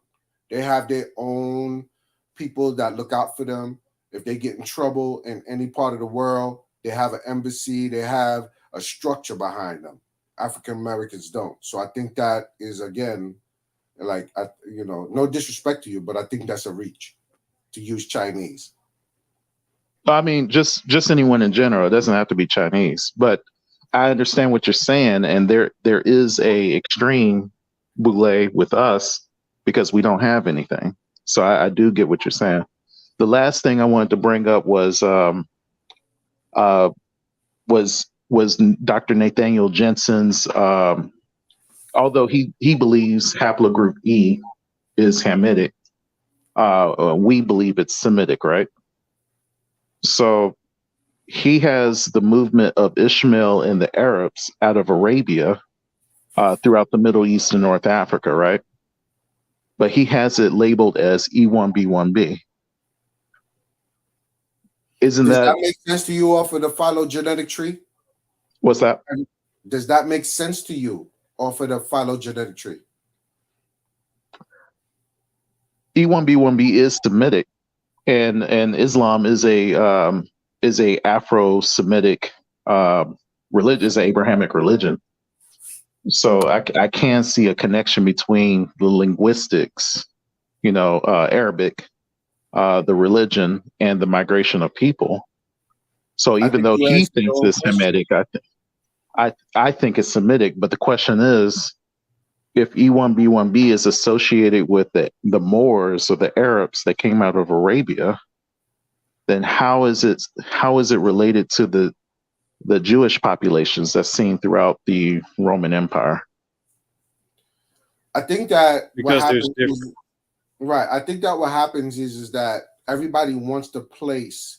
So you see how Nathaniel Jensen placed them as Hamites, right? That was your first statement, right? Yeah. Nathaniel Jensen placed them as North African Hamites. Yeah. So I would say to you, just to get, what I'm saying, because I heard your whole spiel.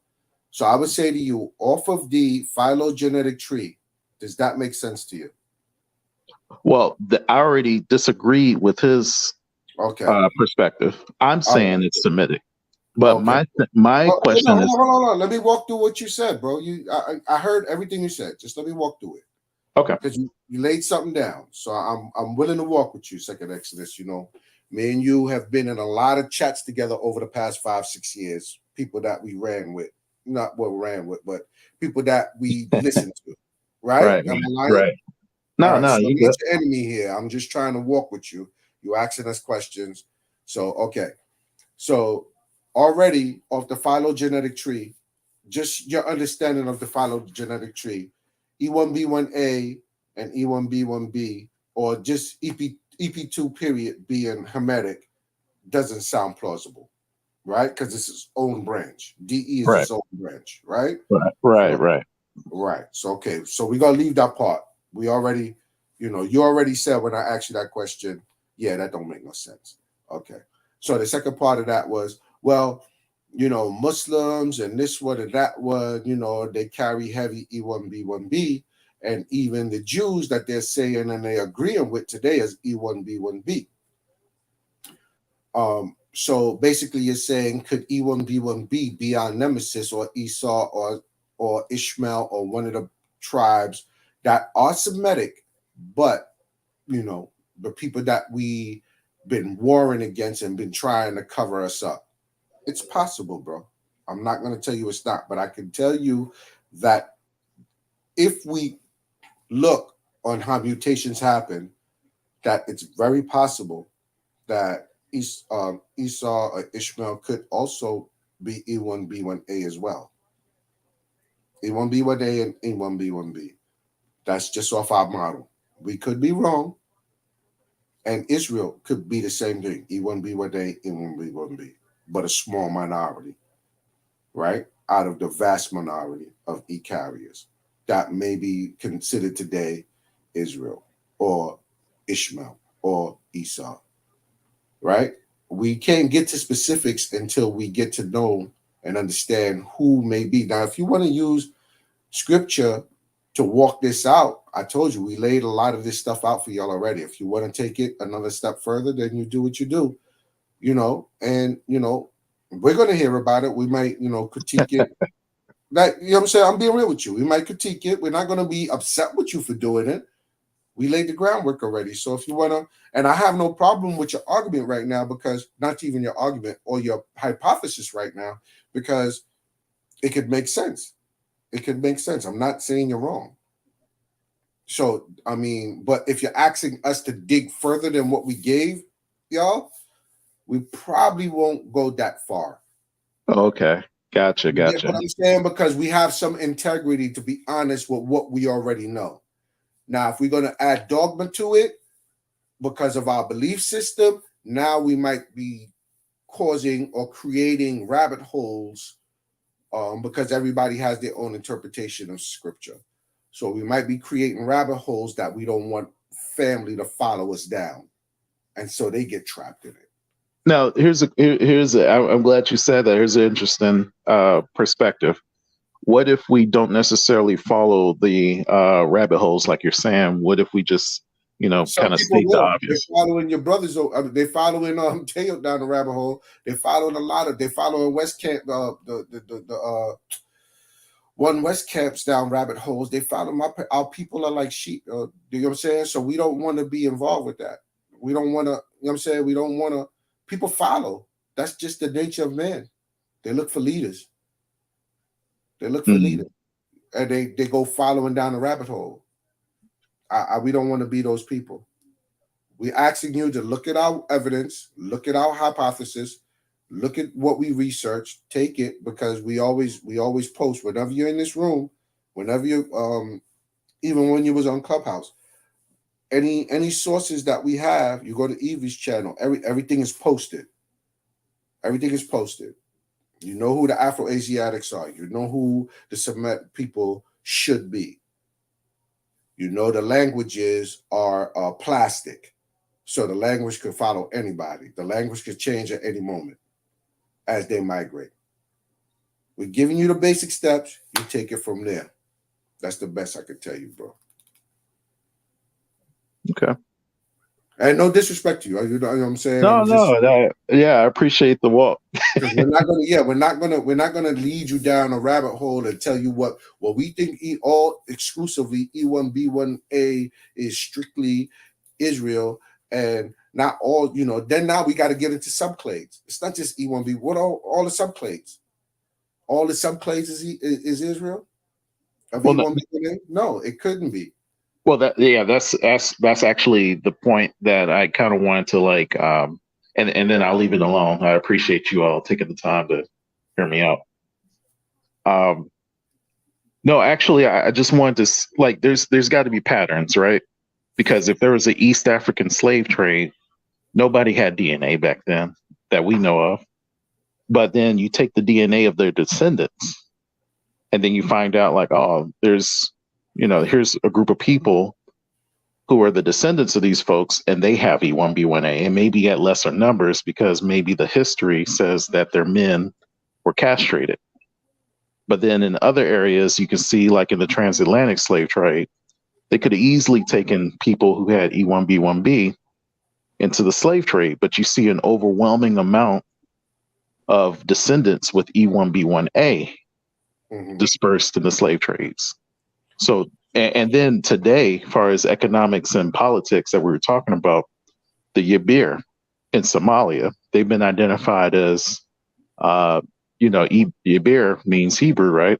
Their haplogroup is E1B1A, but they're living amongst other Somalis who happen to have E1B1B, and they're the ones in positions of power.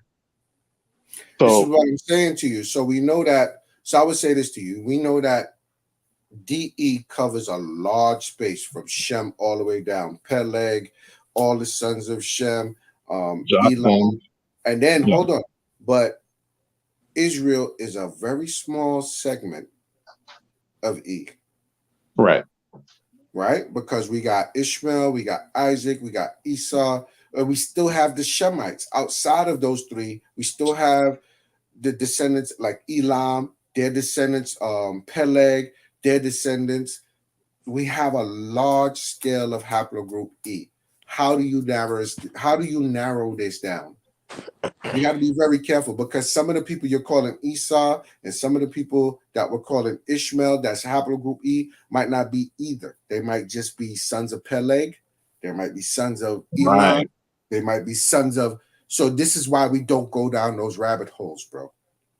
And that's why I was, I don't know if the history, I know that you all don't go into the Deuteronomy account about signs and wonders, but that's kind of like how this whole awakening kind of got started, and it's given it power, right?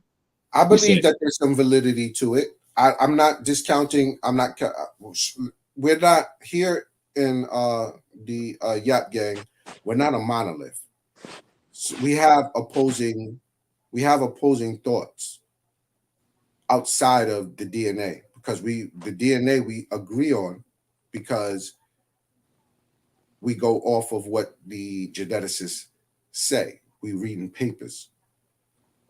But when it comes to like I have some of us in here don't necessarily take to the 400-year concept. I happen to take to it, but I have some nuances that's not regular BHI thoughts of it. Same thing with Deuteronomy 28. I think there's some relevance to it. I just don't take the BHI thought to it. I don't. You understand what I'm saying to you? I'm not saying these things aren't relevant. You know what I'm saying? I'm not saying that these things aren't. You know, I just don't hold to certain ways that people interpret it, and that's not to take away from anybody else's thoughts on it. We're not a monolith over here, so we have a trust me. We have these discussions amongst us. It's just the science that we agree on. Last point I wanted to ask was a mixed multitude, right? So you might have haplogroups G and I and R and different haplogroups. My question is, isn't it possible that those haplogroups, even though they're different from E, isn't it possible for them to be present, let's say during the time of Moses coming up out of Egypt? Yes, haplogroup E period. Well, not just E, just like saying haplogroup A, haplogroup B, haplogroup Yes, they would B. have been part. Yes, they would have part. We believe they would have been part of that mixed multitude. That's something we agree upon in the Yap Gang. That the mixed multitude would have been. It might have been R in there as well. Right, because King Tut had R, right? Right. It might have been J in there. You know what I'm saying? We don't. You know what I'm saying? We don't discount. This is why we don't discount anybody. Because the original cluster may have been, bloodline wise, may have been DE or E, but we know that the mixed multitude was supposed to be counted. If, you know what I'm saying, if Moses sprinkled that blood on any of the men, remember when Moses sprinkled the blood?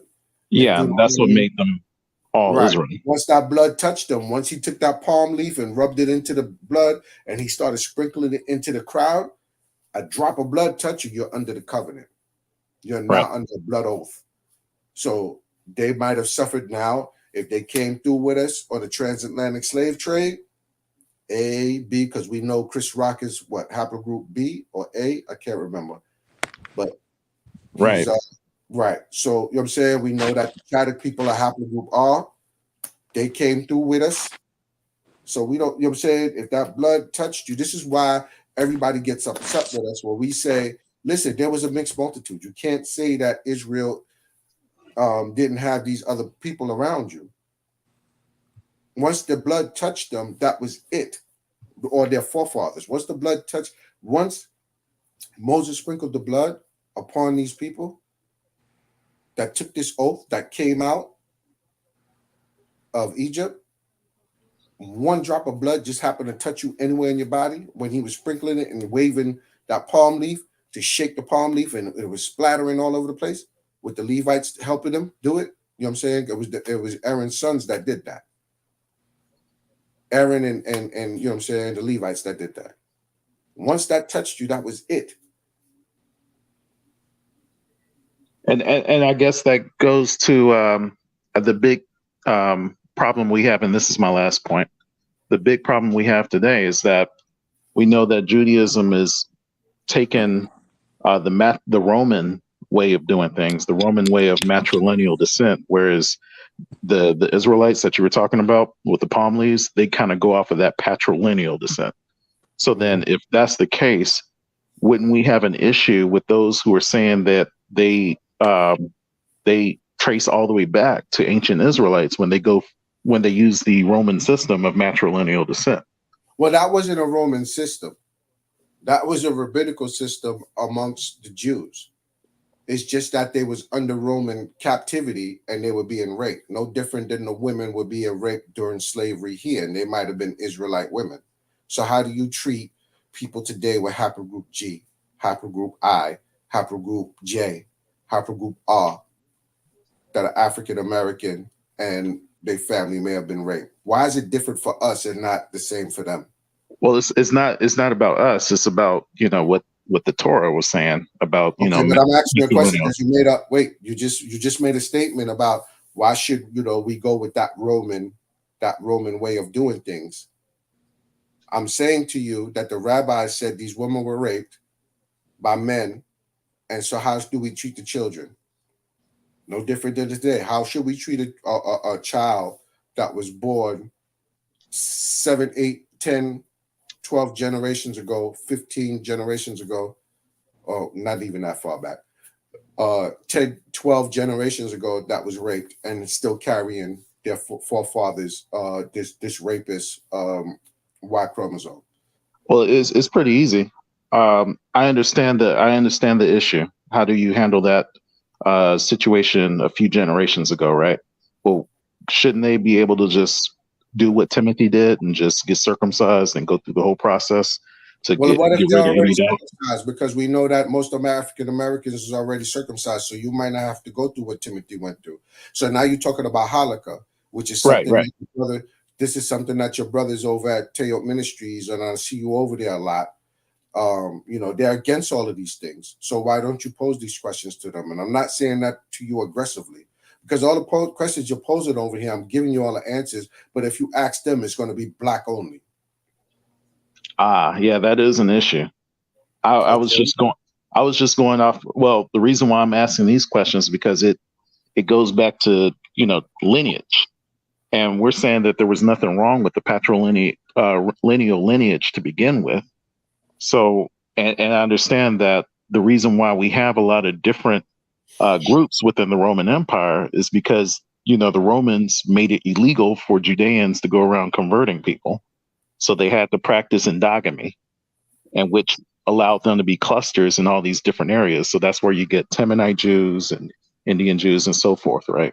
So that I understand. But the question is that if there was nothing wrong with the Torah of patrilineal descent in the first place, shouldn't it be the Jews who went and practiced matrilineal descent to actually come back to the old ways and just do it the right way according to the Torah? Well, that's what we're saying. So when you see European Jews that have haplogroup J or whatever, and still have autosomes that trace back to the original cluster of Israelites, what do we do with them? They're already circumcised. They're practicing a form of Judaism. Why is it special? Why is it not? Why do we not give the same credence to them as we do to ourselves? Because we got African Americans today that are leaders in the Israelite community that'll tell you it's blackity black only. And we don't go by maternal DNA, or we don't go by you have to be patrilineal descent, but then turn around and say something about autosomal. Want to deny their particular haplogroup. You know what I'm saying? Not deny it, but want to, make it seem like it makes no difference. Jews have been saying that. European Jews have been saying that for the longest. Why is it special pleading? Oh no, those are good questions. No, it's not a good question. It's a fact. Well, for me, I already know the answer. For me, I would say, hey, you got to do it the right way. You got to do it through Torah's way. You got to come back. Okay. So if everybody's following Torah the best way they can, and not saying that everybody's doing that, because let's be real, the Most High said we wouldn't have it together. He just said that we would recognize ourselves, or we would call to mind the ways of our Father. Right. Good, bad, or indifferent. This is what a lot of Israelites do. When you say when you speak of that scripture and it says, we were called to mind the ways of our Father, everybody thinking about straight scripture, and they're calling to mind the right way to do things. No, they're also calling to mind all the wrong things their fathers did. Which is why they need to repent. Yeah. Right. So they go to repent, and they still ain't gonna get it right. Who says it's gonna get corrected when Scripture makes it clear that it's not gonna we're not gonna have it right until the Messiah comes back. That's when he writes his word. That's when the Most High writes his word in our hearts, in our inward parts. Right. He'll sprinkle that clean water on us, that clean right. dot. So we're not going to have it all together. So why are we acting like we got it all together? Why is everybody acting like just because these people practice Judaism and they don't have it all together, and we practice non-halakhic Judaism, that we don't have it all together. This is the arguments between so-called European Jews and so-called African American Jews, or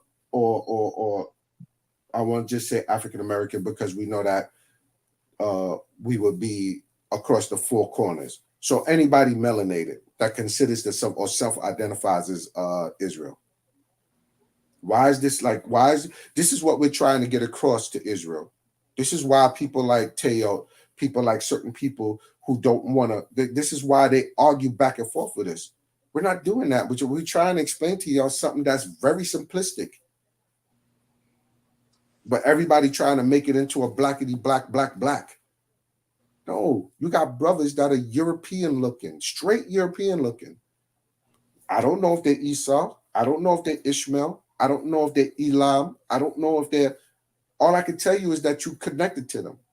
Outside of that, I'm not digging down into no more rabbit holes with y'all to try to. Here's the thing, Sean. When there was a brother on here and he said he was talking about Caucasians. I think you were telling Ibri, hey, can you pull up some pictures and show him what Caucasians look like? Mm-hmm. And so usually Caucasians, like Armenians and Chechens, they're going to have a certain haplogroup among their majority. Mm-hmm. And I think that's what the argument is about. It's not necessarily saying that you can't have a person with Chechen haplogroup looking like, an African American, but that's an exception to the rule. The majority is going to look like the group. So if you have haplogroup R or J, you're going to probably link back up to those Caucasian populations.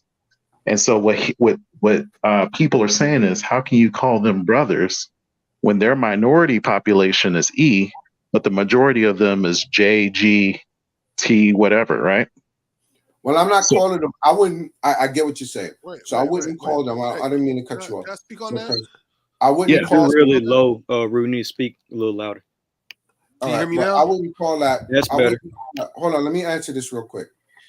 I wouldn't call that. So if the minority is haplogroup E, that's who I'm calling our actual paternal brothers.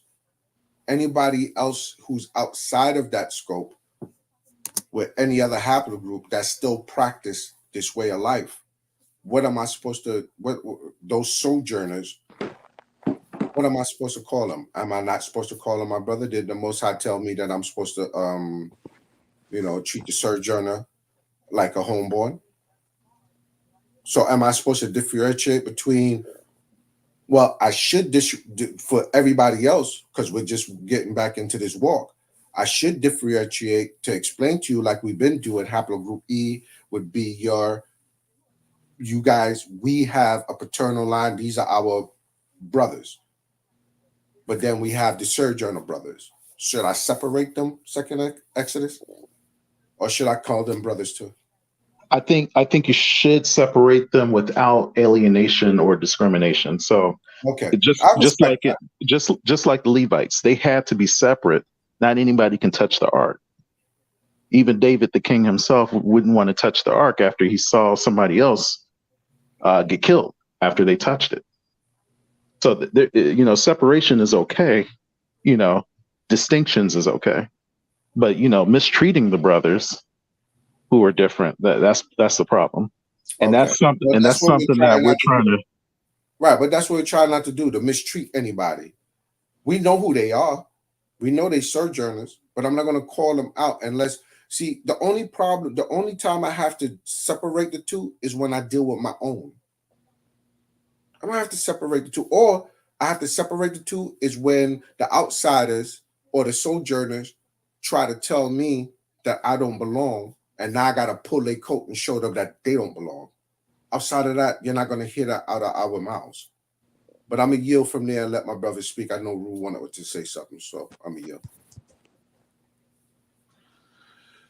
Yeah, Shalom, by the way. I just wanted to speak on a couple of things. I heard a few things that were a bit misleading in their presentation about Ashkenazi Jews and going by maternal lineage. That's not exactly true. We covered this earlier in the video or on this live. they actually do go by paternal lineage. Matrilineal descent is the bare minimum to attain Jewish status. It's not the bar. And the other thing is, let's say that the New Testament is true.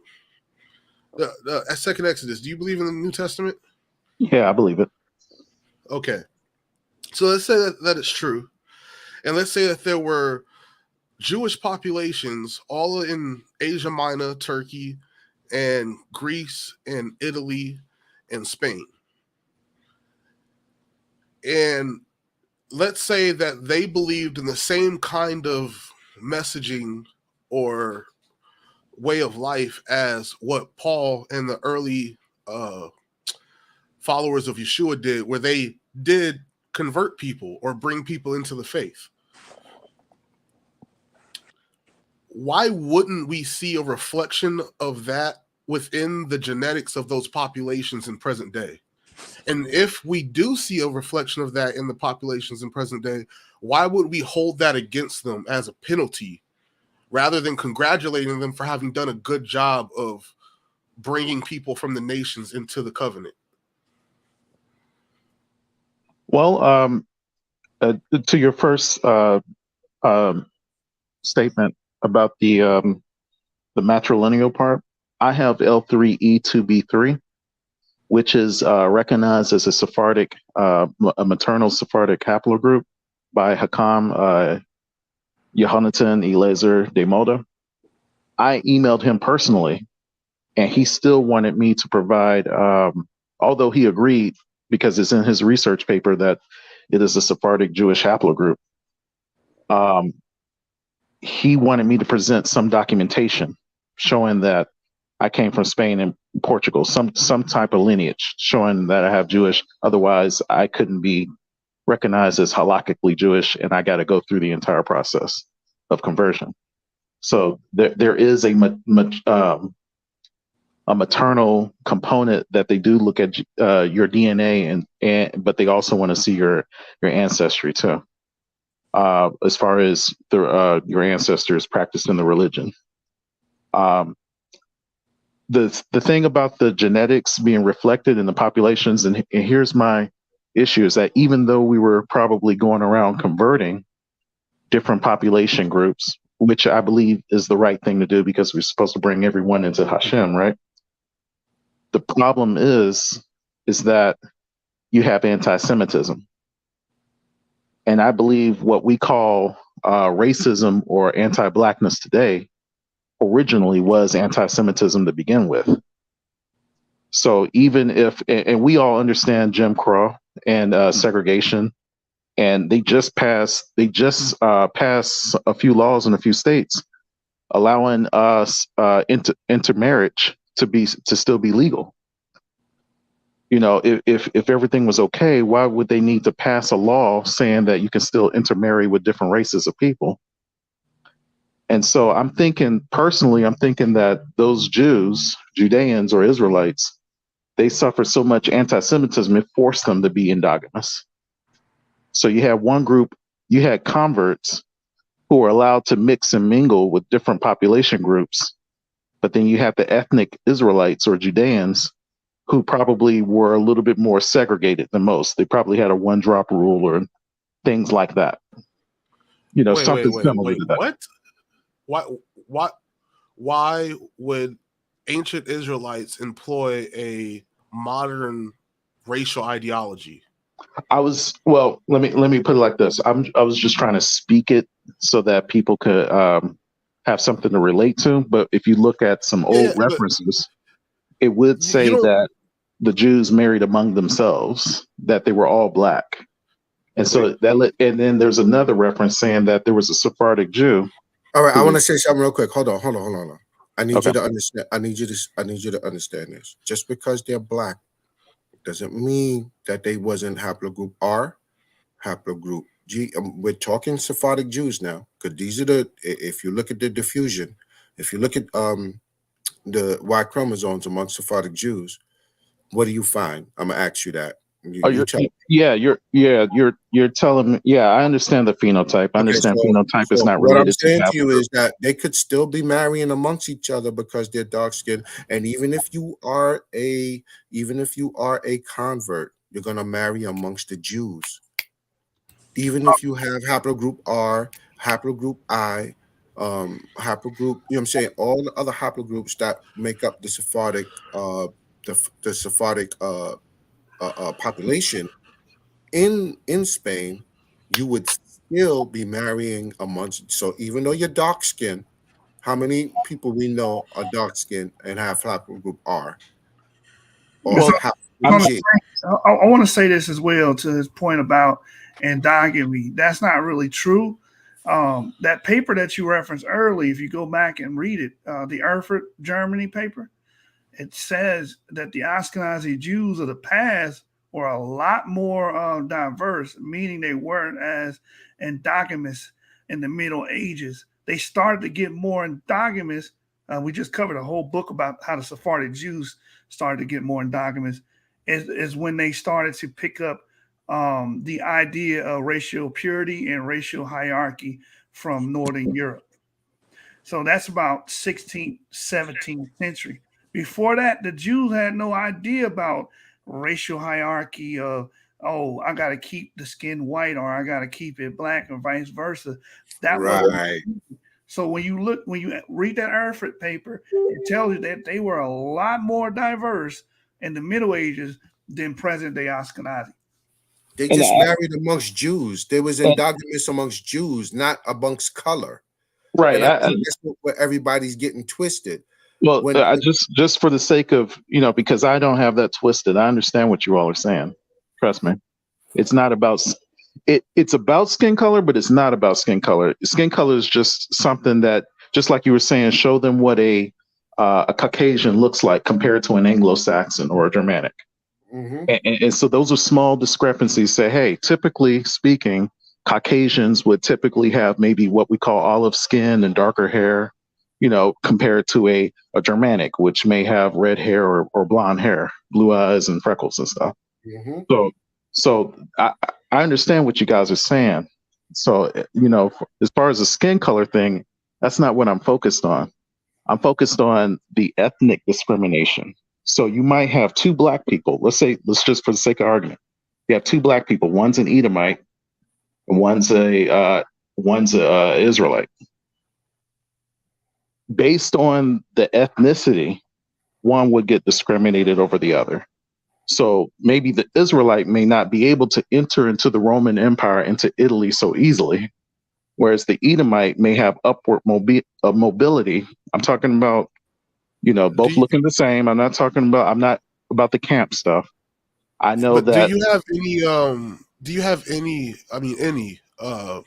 historical document that could back that up? Because from what I Yeah, understand, I it was do. pretty much just as easy for Jews to gain Roman citizenship as it was for anybody else coming from the Levant. And I understand what you're saying. I would love to get that reference from you, but the reference I have was from Gilman, and he talks about how the German Jews would separate themselves from the Sephardic Jews. Well, he Well, said is this Roman though. we're talking about the Roman era, and now you're talking about a later era. Can we Yeah, stay Oh, on I, the I conversation? I can go back to the Roman era. What I'm saying Yeah. is So wait, anti-Semitism. wait. Hold on.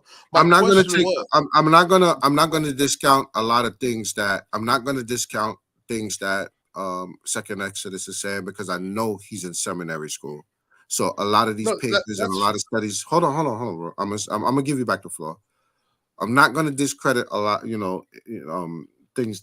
I'm not gonna discredit everything he says, or I'm not gonna discredit anything. I'm gonna listen. I'm just going to give my opinion from my studies and research. So I understand what he says when he's saying that, it's like we're going around circles with the same thing. Here's the thing. Again, Sephardic Jews could have been dark skinned, and some of them could have been light skinned, some of them could have been fair skinned, but they would have shared a multiple, especially in the 1400s, 1300s, 1200s, they would have shared a bunch of different Y chromosomes, but they would have still married amongst each other. I want to keep color out of this.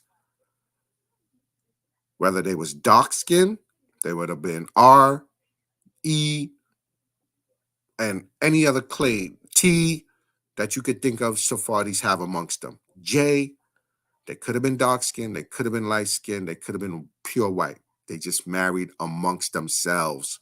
So which means you would have had a bunch of mulatto, dark skin to mulatto to fair skin Sephardic Jews walking around Portugal and Spain. Let's get out of this. I'm asking the family to get out of this thinking of color. Yes, they might have all been dark, but that don't mean they all shared the same haplogroup as you. And that doesn't mean that they had different haplogroups, like Teotw would say, that each one of the 12 sons had a different damn haplogroup. No.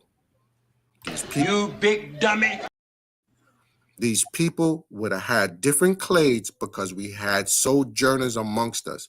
And when they say they always married amongst themselves, they was practicing endogamy, it's because they were all Jews, not because of their color. But part of this, y'all got to get this through your head. So yes, they probably was dark, and yes, they was light and every other color, but Yeah. they married amongst themselves. That paper with the Norwich, England findings, one of them was pale, blue eyes. The other one had red hair, intermediate skin, and the E1B1B1 had intermediate skin with a probability of having dark skin. So that's showing you that it's a very diverse group of people because, again, as they're coming from the Middle East and sweeping through Europe, they're absorbing other groups. This is why you have a lot of R1B amongst modern Sephardic and Ashkenazic Jewish groups because they're an inclusive group. Mizrahi, all of them. Yes. They're a very inclusive group. It's not Stop more. thinking color. They weren't going around, Go ahead, bro, I'm sorry. they weren't going around skin checking people like, hey, you can't come to. Right, they were saying you're a Jew, or they converted you. right? They would come. Okay, right. when they If you were converted Jew, you're just a Jew. And if you came from a Hebrew, if you came from a Hebraic background, you were more than likely to be converted. That was like the prime peoples that were being converted to Judaism were other sons and daughters of Abraham. Makes sense. Man, this thing is way bigger than culture. This thing is way bigger than how we just coming into this thought process again in this awakening. This thing is way bigger than we keep trying to push it into a box to be. I guess the way I look at it is more so ethnic tensions. It's not, for me, it's not about skin color, but skin color is attached to it. What I'm saying is that let's say you got the Igbo and the Hausa. Both are the same looking people. They just have different cultures and they understand their histories. So one group of people is going to be in charge of the government. Another group of people is going to be oppressed. And that's where I'm getting at. It's not necessarily that nobody was skin checking each other. It's just that, hey, nobody lived in a vacuum. They knew where these people were coming from. They knew who were ethnic Israelites. They knew who were Jews through conversion. And so, I believe all of them were persecuted, but some more so than others. All right, case in point. Yeah. How many different haplogroups did the Lemba have amongst them, bro? The Lemba, they have several different haplogroups. Okay, you don't have to name them all. That's good. You understand that they have a bunch of different. Do they go around asking who belongs to who, or do they marry amongst each other and call each other Jews? They marry amongst each other and call each other Jews. How many different haplogroups do they have amongst each other? This would be no different than the Sephardic Jews. They have several. All right. The issue now. Let me ask this question. Wait, there's one more. Wait, There's wait, one more. wait. So does that group the Igbo have? Jews? Hold on, Ru. The Igbo Jews. They're all dark skinned. How many haplogroups they have amongst them? They have different haplogroups amongst them. Do they care about that, or do they marry to each other because they're all Jews? Oh, they're married within each other for the most part because they practice the same culture. Yeah. Okay, no different than the Sephardics would have been. Now here's the question: do all those Bantu with the different haplogroups? Let me ask a question real quick. Let me ask one question real quick. Do all of these different sub-Saharan African groups have traditions pertaining to who is, a priest, who is from the tribe of Judah, who is from the tribe of Gad, those different things? They have distinctions within them, don't they? Yeah, they have distinctions. Yeah. Okay. Don't the Ashkenazi and Sephardic Jews have those same kind of distinctions? Yeah, they do. Okay, so what is the issue here that you're trying to bring up? You're not actually being very clear, so I want you to be get right to the point. Like, what is the issue that you want to highlight that's going on here? Yeah. Well, I wanted to highlight the differences between E1B1A and E1B1B, but that's rabbit holes if we talk about that kind of stuff. So I just kind of wanted to, I guess we're just fleshing out because I was pretty much done early on. But that's really what I wanted to focus on. Why is E1B1B associated with the Arabs and the Moors and with multiple Jewish populations, whereas E1B1A is also from the same root as E1B1, but then they have all these traditions, but they seem to be scattered everywhere. I get what you're saying, but wait, hold on. Let me get to that first. Amongst Arabs, are there E1B1A amongst Arabs? Yes. Are there E1B1A amongst North Africans? Yeah. All right, so it's present, but here's the thing: which one is the most prevalent? Which one is you might have 30% those are your arguments E1B1B? that you want to make. Second Exodus, those are the arguments. If you want to run down those rabbit holes, That's why I didn't want to talk about. That's why I didn't seem clear. Hold on. You're saying that because E1B1A and E1B1B come from the same stock, but they appear different in different areas, that somehow makes a distinction between who they may descend from historically? I don't think he's. Is that what you're trying to say? Like both E1B1A and E1B1B cannot be descended from Judaic populations? Is that what you're trying to get at?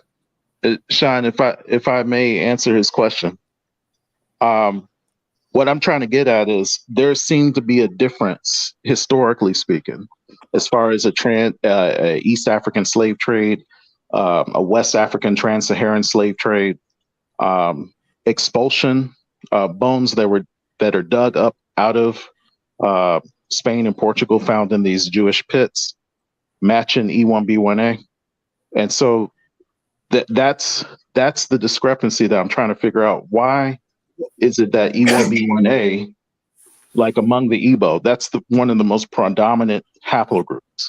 I know there's others in there, but I'm talking about proportion.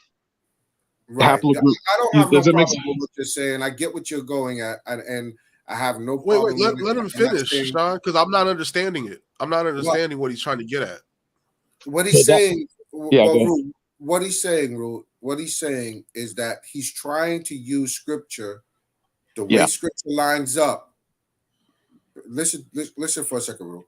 What he's saying is the way scripture lines up, as he's trying to put together which particular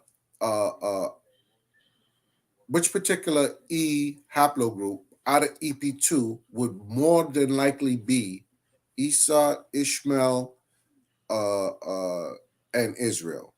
So I get where he's going at. I have no problem with it personally, but I'm not going to make those arguments. And I already explained myself. So you know what I'm saying? Ru, I'll let you take back over the floor with him again. Okay. Does he agree? But I'm not going to make those arguments because I can say, yes, scripture says that these people over here maybe, it looks like these people may be. These people, they look like they may be Esau, or they look like they might be the Ishmaelites, but I have no data to you know what I'm saying? I can correlate them too, but I can't make a sufficient enough argument, if you want, to be honest, secularly, you know, through genetic studies to say that that is a fact.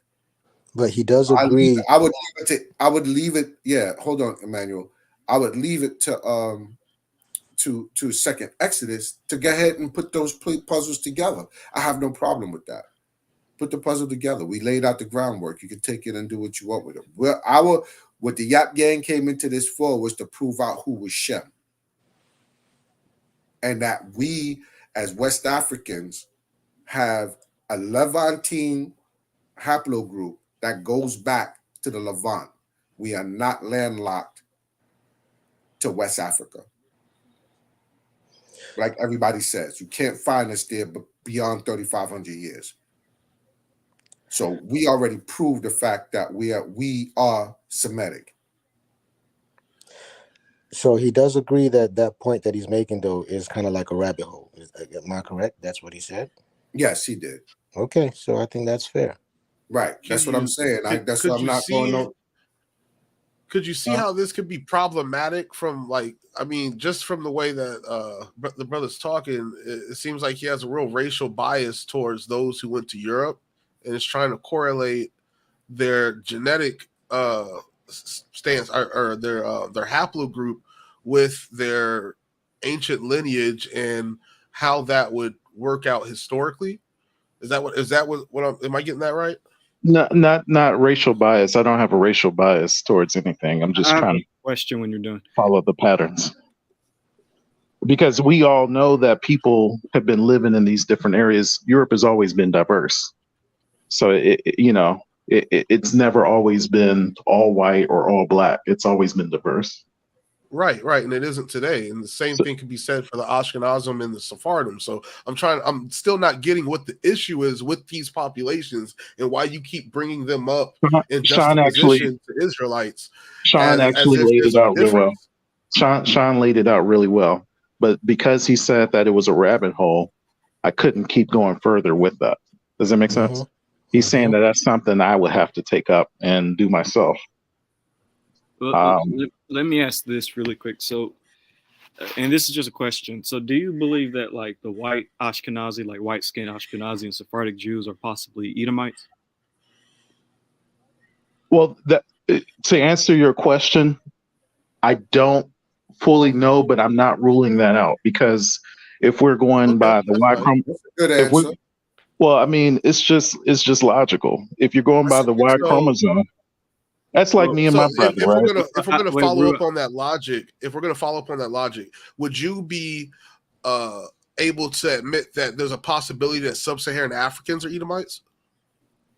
I mean, anywhere you go, anywhere you have descendants, it doesn't matter the culture.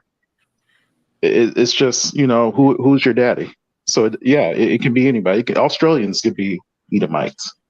It just depends on where those ancestors come from and who's your daddy. In so many words. But why do we worry about if the white skin, like Ashkenazi and Sephardic Jews are, like, why worry about that? If they're practicing the faith, then it kind of doesn't matter. That's the flip of everything, because I'm saying that they didn't need to incorporate matrilineal descent if all you need to do is just graft back in. What's the problem with them having a ruling where, see, and this is what I think Sean and Yeshua were trying to get at. When African Americans speak about their genome, they're very quick to excuse the haplogroups that they don't like that are a part of their genome. But when it comes to Ashkenazi Jews, we want to point that out, and then we want to fixate on it and then penalize them for it. And you don't see an issue with that? Well, the issue is reversed, because if I go to family tree DNA, they're not going to have E1B1A as Semitic. What does it matter? Well, what matters is that if, and I guess this is where, for people who actually believe the Torah and they're going off of that, then it matters. But if not, then it doesn't matter. But personally, I would. Wait. Why would it only matter if somebody goes off of Torah? Because I go off of Torah, but I don't think it matters whether or not family tree agrees with my biblical worldview. I guess because it has geopolitical ramifications behind it. Because if people say that your haplogroup is Semitic and it's a historical Israelite lineage, then it gives you a stronger case, I guess, to make Aliyah. And I don't think a lot of people want to go. Case without that. I don't think you make Aliyah via haplogroups, though. I think it has to be like if you're culturally Orthodox. Okay. See, and this is another ideology that I've run into several times, and it seems like people wish to try to falsify the claims of Jewish ancestry for the Ashkenazim in order to take their land away and then possess it themselves. And I just don't see the reason why you would need to tear somebody else down if you have such a great opportunity or high likeness to be a descendant of the same people. Why not just prove it out historically with sources and academics rather than attacking another people group?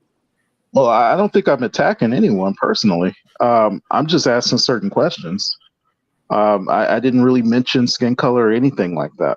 But what I am what I am asking is that, you know, why is there a need to focus on the matrilineal?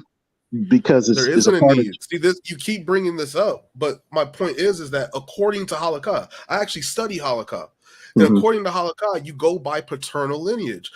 Maternal lineage is the last stop on the train of being able to call yourself Jewish. So, say your mother's mother's mother was Jewish, then they would be able to count you as Jewish via that connection, but they have no problem counting you as Jewish through your paternal ancestry.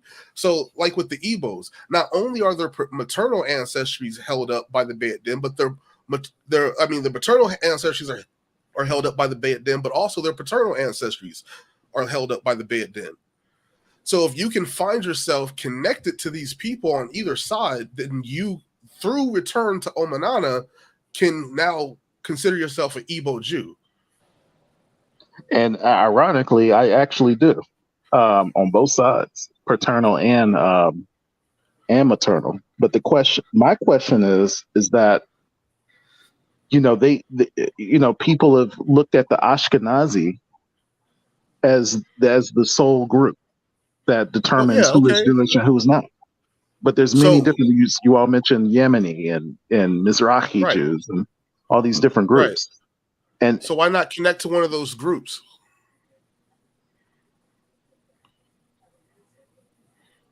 Well, my thing is about, for one, we all just now, you know, with thanks to the internet, we all have access to all this information. And so a lot of us weren't identifying with Semitic people or Israel years ago like that. But now we are. Okay. And so the question and the history is there to back it up, and the genetics. Yeah, of course. And so it's really up to them too to actually meet us halfway. We put in a lot of work.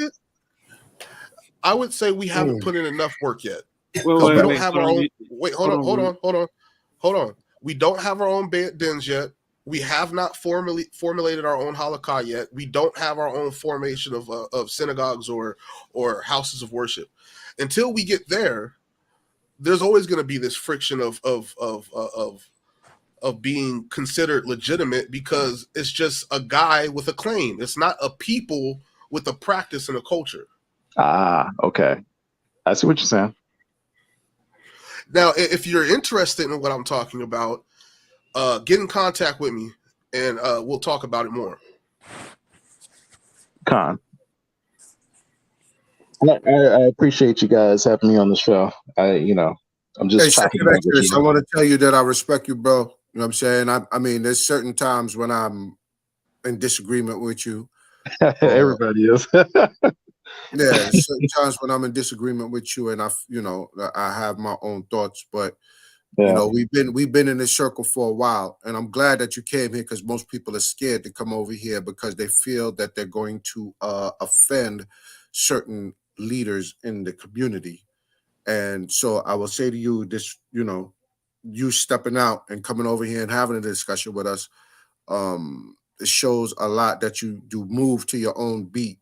You know what I'm saying? You're searching, you're looking, and you're willing to listen to everybody. So Hmm. I commend you on that. Yeah, thank you for visiting, bro. Yeah, Yeah, thanks. I definitely appreciate the conversation. You actually understand how to elucidate your own points of view, so I appreciate that. Exactly. Yeah, thanks, big bro. All right. Shalom, Mark. Shalom. Shalom. All right, shalom. All right. Yeah, I wanted to actually talk about the book that Yeshua has been reading. I actually bought the book, and First of all, shalom, Emmanuel. What's going on, huh? shalom, Sean, Yeah, shalom, shalom, shalom. shalom, Rube, shalom, Ivry, and Yeshua, man. Yeah, so I was following the reading and everything, and then some things actually caught me. Like, it was so striking. It was scary. So I kind of bought the book, and I read it. I haven't read everything yet, but there was a lot of striking things that has to do with my oral tradition in terms of ancestry, and some of these things is not just oral. I'm actually I was still, like, I could still see my grandfather and everything actually doing that, right? And the good thing about it is this can actually be verified because my tribe, there's a lot of dissertations and published articles about my tribe as it regards to the kingdom. It's the Igala kingdom, and it was a very mighty kingdom that flourished around from the 16th century all the way to about the 18th. That's when it started diminishing. And we were never actually kind of conquered, but we had a treaty with the British Empire. And then after that, that's when from within things just started disintegrating. But I just want to say some things about my ancestry to see how striking it is when I read it in the book, because I already knew about all these things. So, like I said, if you go and look it up about the origins of the Igala, it talks about my particular ancestry, because we're kind of like from the. Okay, so this is how it goes. My clan is called the Achadu clan, right? And that the same person called Achadu, he came and he was one of the people who actually started, one of the early people who started the community of the Igala kingdom. What happened was he came, he married the king's daughter, who was a princess, and when the king died, she was the one who took over. So he married her, and then they moved and stayed near the river Niger.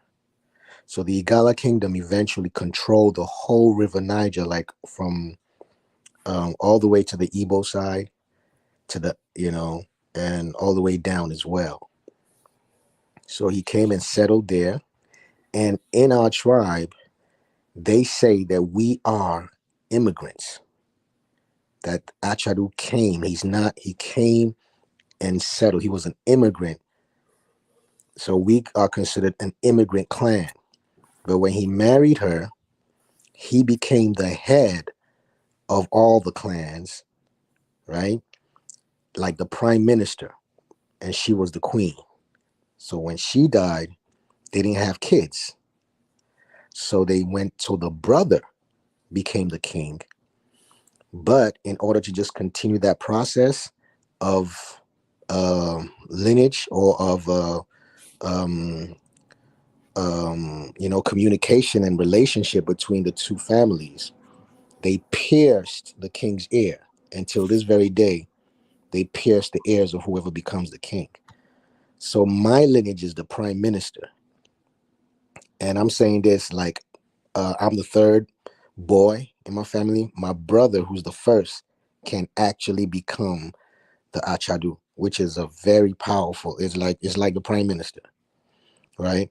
So not just that, my grandfather, who he learned it from his father and from his father, he was my grandfather because I met him, I saw him.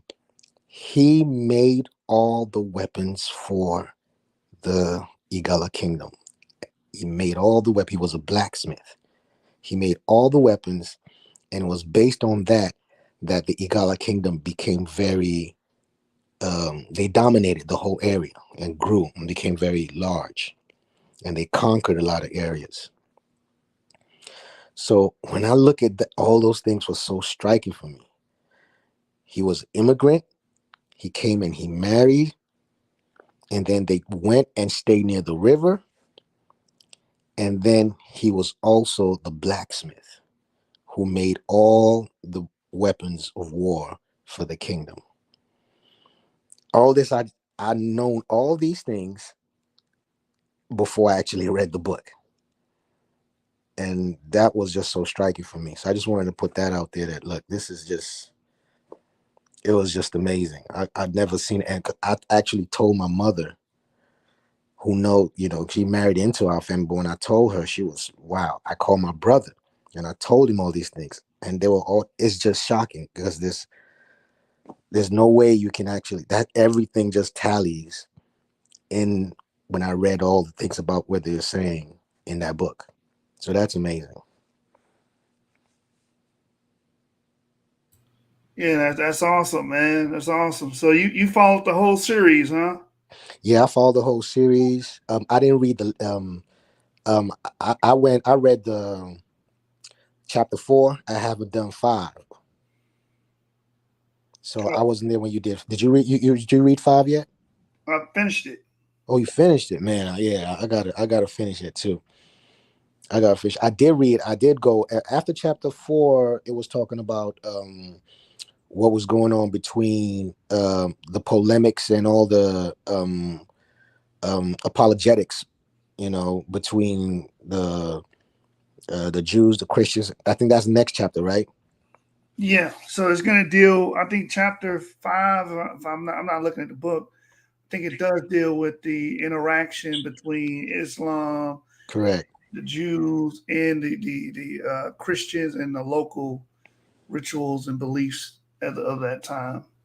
Yeah, I read that too, and then it went into the ivory trade too. I think after that.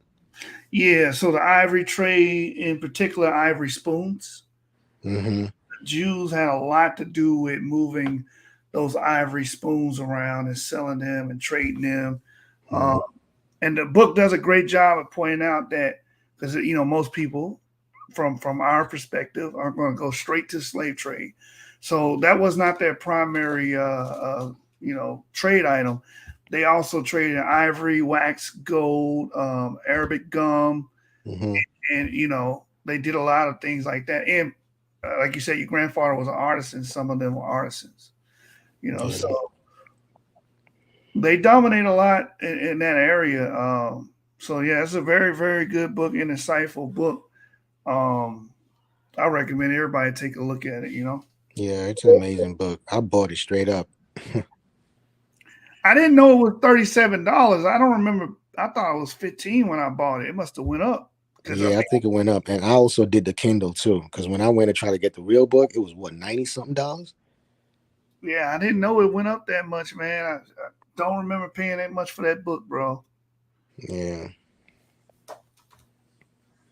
But it's a great book, and at the end of it, it talks about, okay, where did these Jews go? Some of them went back to Amsterdam. Some of them went back to Netherlands.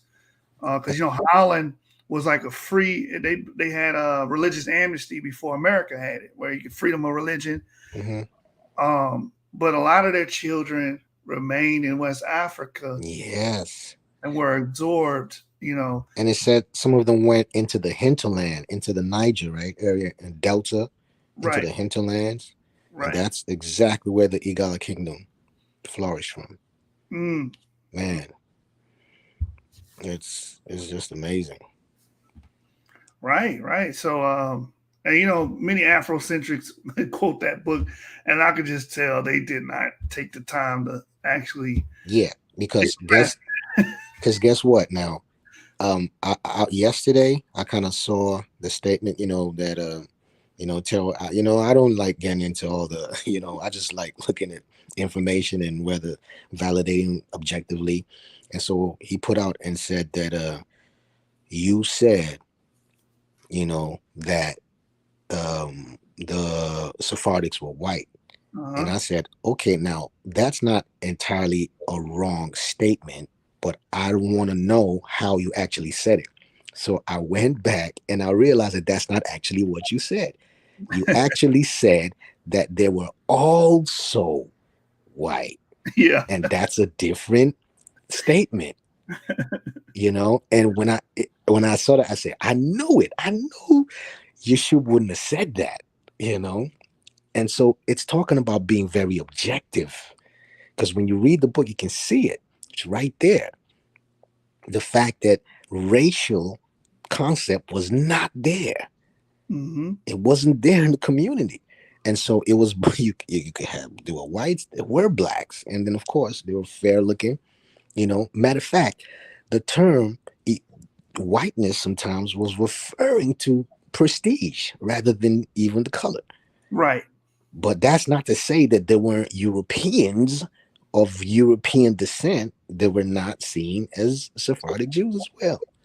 And you just got to look at the whole picture, Right. So the book itself says the initial group that came in like 1607 to Senegambia, 5 of those people were actually Euro-African Jews. Okay. So they would have been colored, right? They would have correct. Been, so obviously, I'm not saying everybody that's a Sephardic is black, but exactly.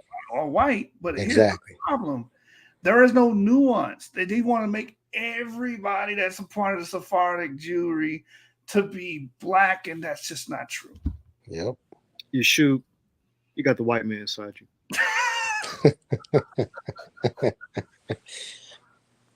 He speaks through me every day. Oh man. All right, so if we don't have anything else, it is getting late, and I do got to get up in the morning. So yes, sir. Yeah. Hey, Ivry, can you play that video about the Morocco one more time? I got a special outro. I got a special outro for today. Let me get my hard drive real quick. Yeah, if you could just please play that one more time real quick before we get out of here. Yeah. And Teo's the one that started all this.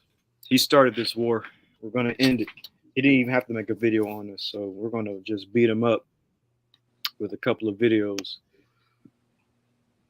Give what's your God dang it. What's your YouTube name? Shafiq. Get Shafiq and where's James? James don't have a wrench either, man. Yeah, I try to give what you call it, the wrench, but I couldn't. So. All right, let me do it myself. All right, so Ivry, you know what Alonzo says, right? I still haven't seen that movie, but yeah. Yeah, you want to get shit done, you got to get it done yourself. All right. Here we go. Yeah, do it yourself. Do it yourself, because I can't figure this shit out. I'm too old to figure this shit out. All right, there we go. Remember, Sean don't know nothing, according to Teotw. Play that joint real quick. All right. But at the same time, I wanted to ask this right quick. All right, when you're done, I have a quick statement. Okay, I'm gonna pass it to you after this. The Bantu migration, right? We have that history now. According to traditional history, the Bantu migration started in West Africa, near Niger, and then went south and southeast. Now, according to like Limba and some of the other groups that call themselves Israelites, they have a migration history of coming from East Africa, going to Morocco. One of the tribes, I can't remember the. Want me to keep playing right there? That's it right there. I can keep going. Rewind it again when he says Morocco one more time. Themselves Israelites, they have a migration history of coming from East Africa, going to Morocco. One of the tribes, I can't remember the tribe, I did it in a video. They spent time in North Africa until they were chased out by the Muslims, and then they went to Morocco, and then they ended up in South Africa. Chased out by the Moors. I just got back from Saudi. Lately, I've been watching you dancing that night. You should know I got something to prove to you. I just got back from Saudi. You should know I got something to prove to you. Lying on the inside to be around me. Baby, don't cry to be around me. And I'm ocean to be around. I can't speak too much, but I can't stick around. I just took a trip to Morocco. I just took a trip to Morocco. I just took a trip across the water, yeah. Got it out the mud for the bangs, and I be standing tall for the rag. I just took a trip to Morocco. I just took a trip to Morocco. I just took a trip across the water, yeah. Only in town for the night. First class flights, we say I fly. Here Dubai, allow I see my men demand. Hit the stage, rockin' babe. I pre-ordered in Japan. I've been hurt, I've been scarred. I was looking for romance. Left a hole in my heart, so I won't give her a chance. Took a time, fell off, shook back, shake it off. They ain't wanna back in, now they gotta break it off. If you wanna back in, Bread wanna take it off. Shorty doing back in, really trying to take it off. Soft, I can make it hard. Want me a Jamaican boy, stay down, play your part. One day, pay it off. Pull up to the strip club, I ain't gotta wait it all. Breaking down the whole bill, no, we gotta wait it all. I just got back from Saudi. I circle around the Kaaba, I can't speak too much about it. We got all money. Ask me what I think about it. What you think? Let's just say someone gave me a check to think about it. I just took a trip to Morocco. I just took a trip to Morocco. I just took a trip across the water, yeah. Got it out the mud for the bangs, and I be standing tall for the rag. I just took a trip to Morocco. I just took a trip to Morocco. I just took a trip across the water, yeah. Only in town for the night. First class flights, we satellite. Your opinion, I don't wanna be. The thing about we moving in secret. High school attended more money than teachers. A basketball game at the top of the bleachers. Kept with a step, but don't try to be clever. I'm clutching, so you should just try to be careful. Catch me in traffic, I'm thugging wherever. On praise to Allah, I was built for that weather. Crushing with the hammer, wanna hit it off the glass. In the fast lane, yeah, you do the dance. Behind up the mall, we ain't looking at the tag. Your girlfriend bad, I ain't giving her a glance. She was on the phone with the kid. She wanna be in my video. She listen to all of my music, but she like the songs they don't play on the radio. I just got back from Saudi. I circle around the Kaaba, I can't speak too much about it. We got all money. Ask me what I think about it. What you think? Let's just say someone gave me a check to think about it. I just took a trip to Morocco. I just took a trip to Morocco. I just took a trip across the water, yeah. Got it out the mud for the bangs, and I be standing tall for the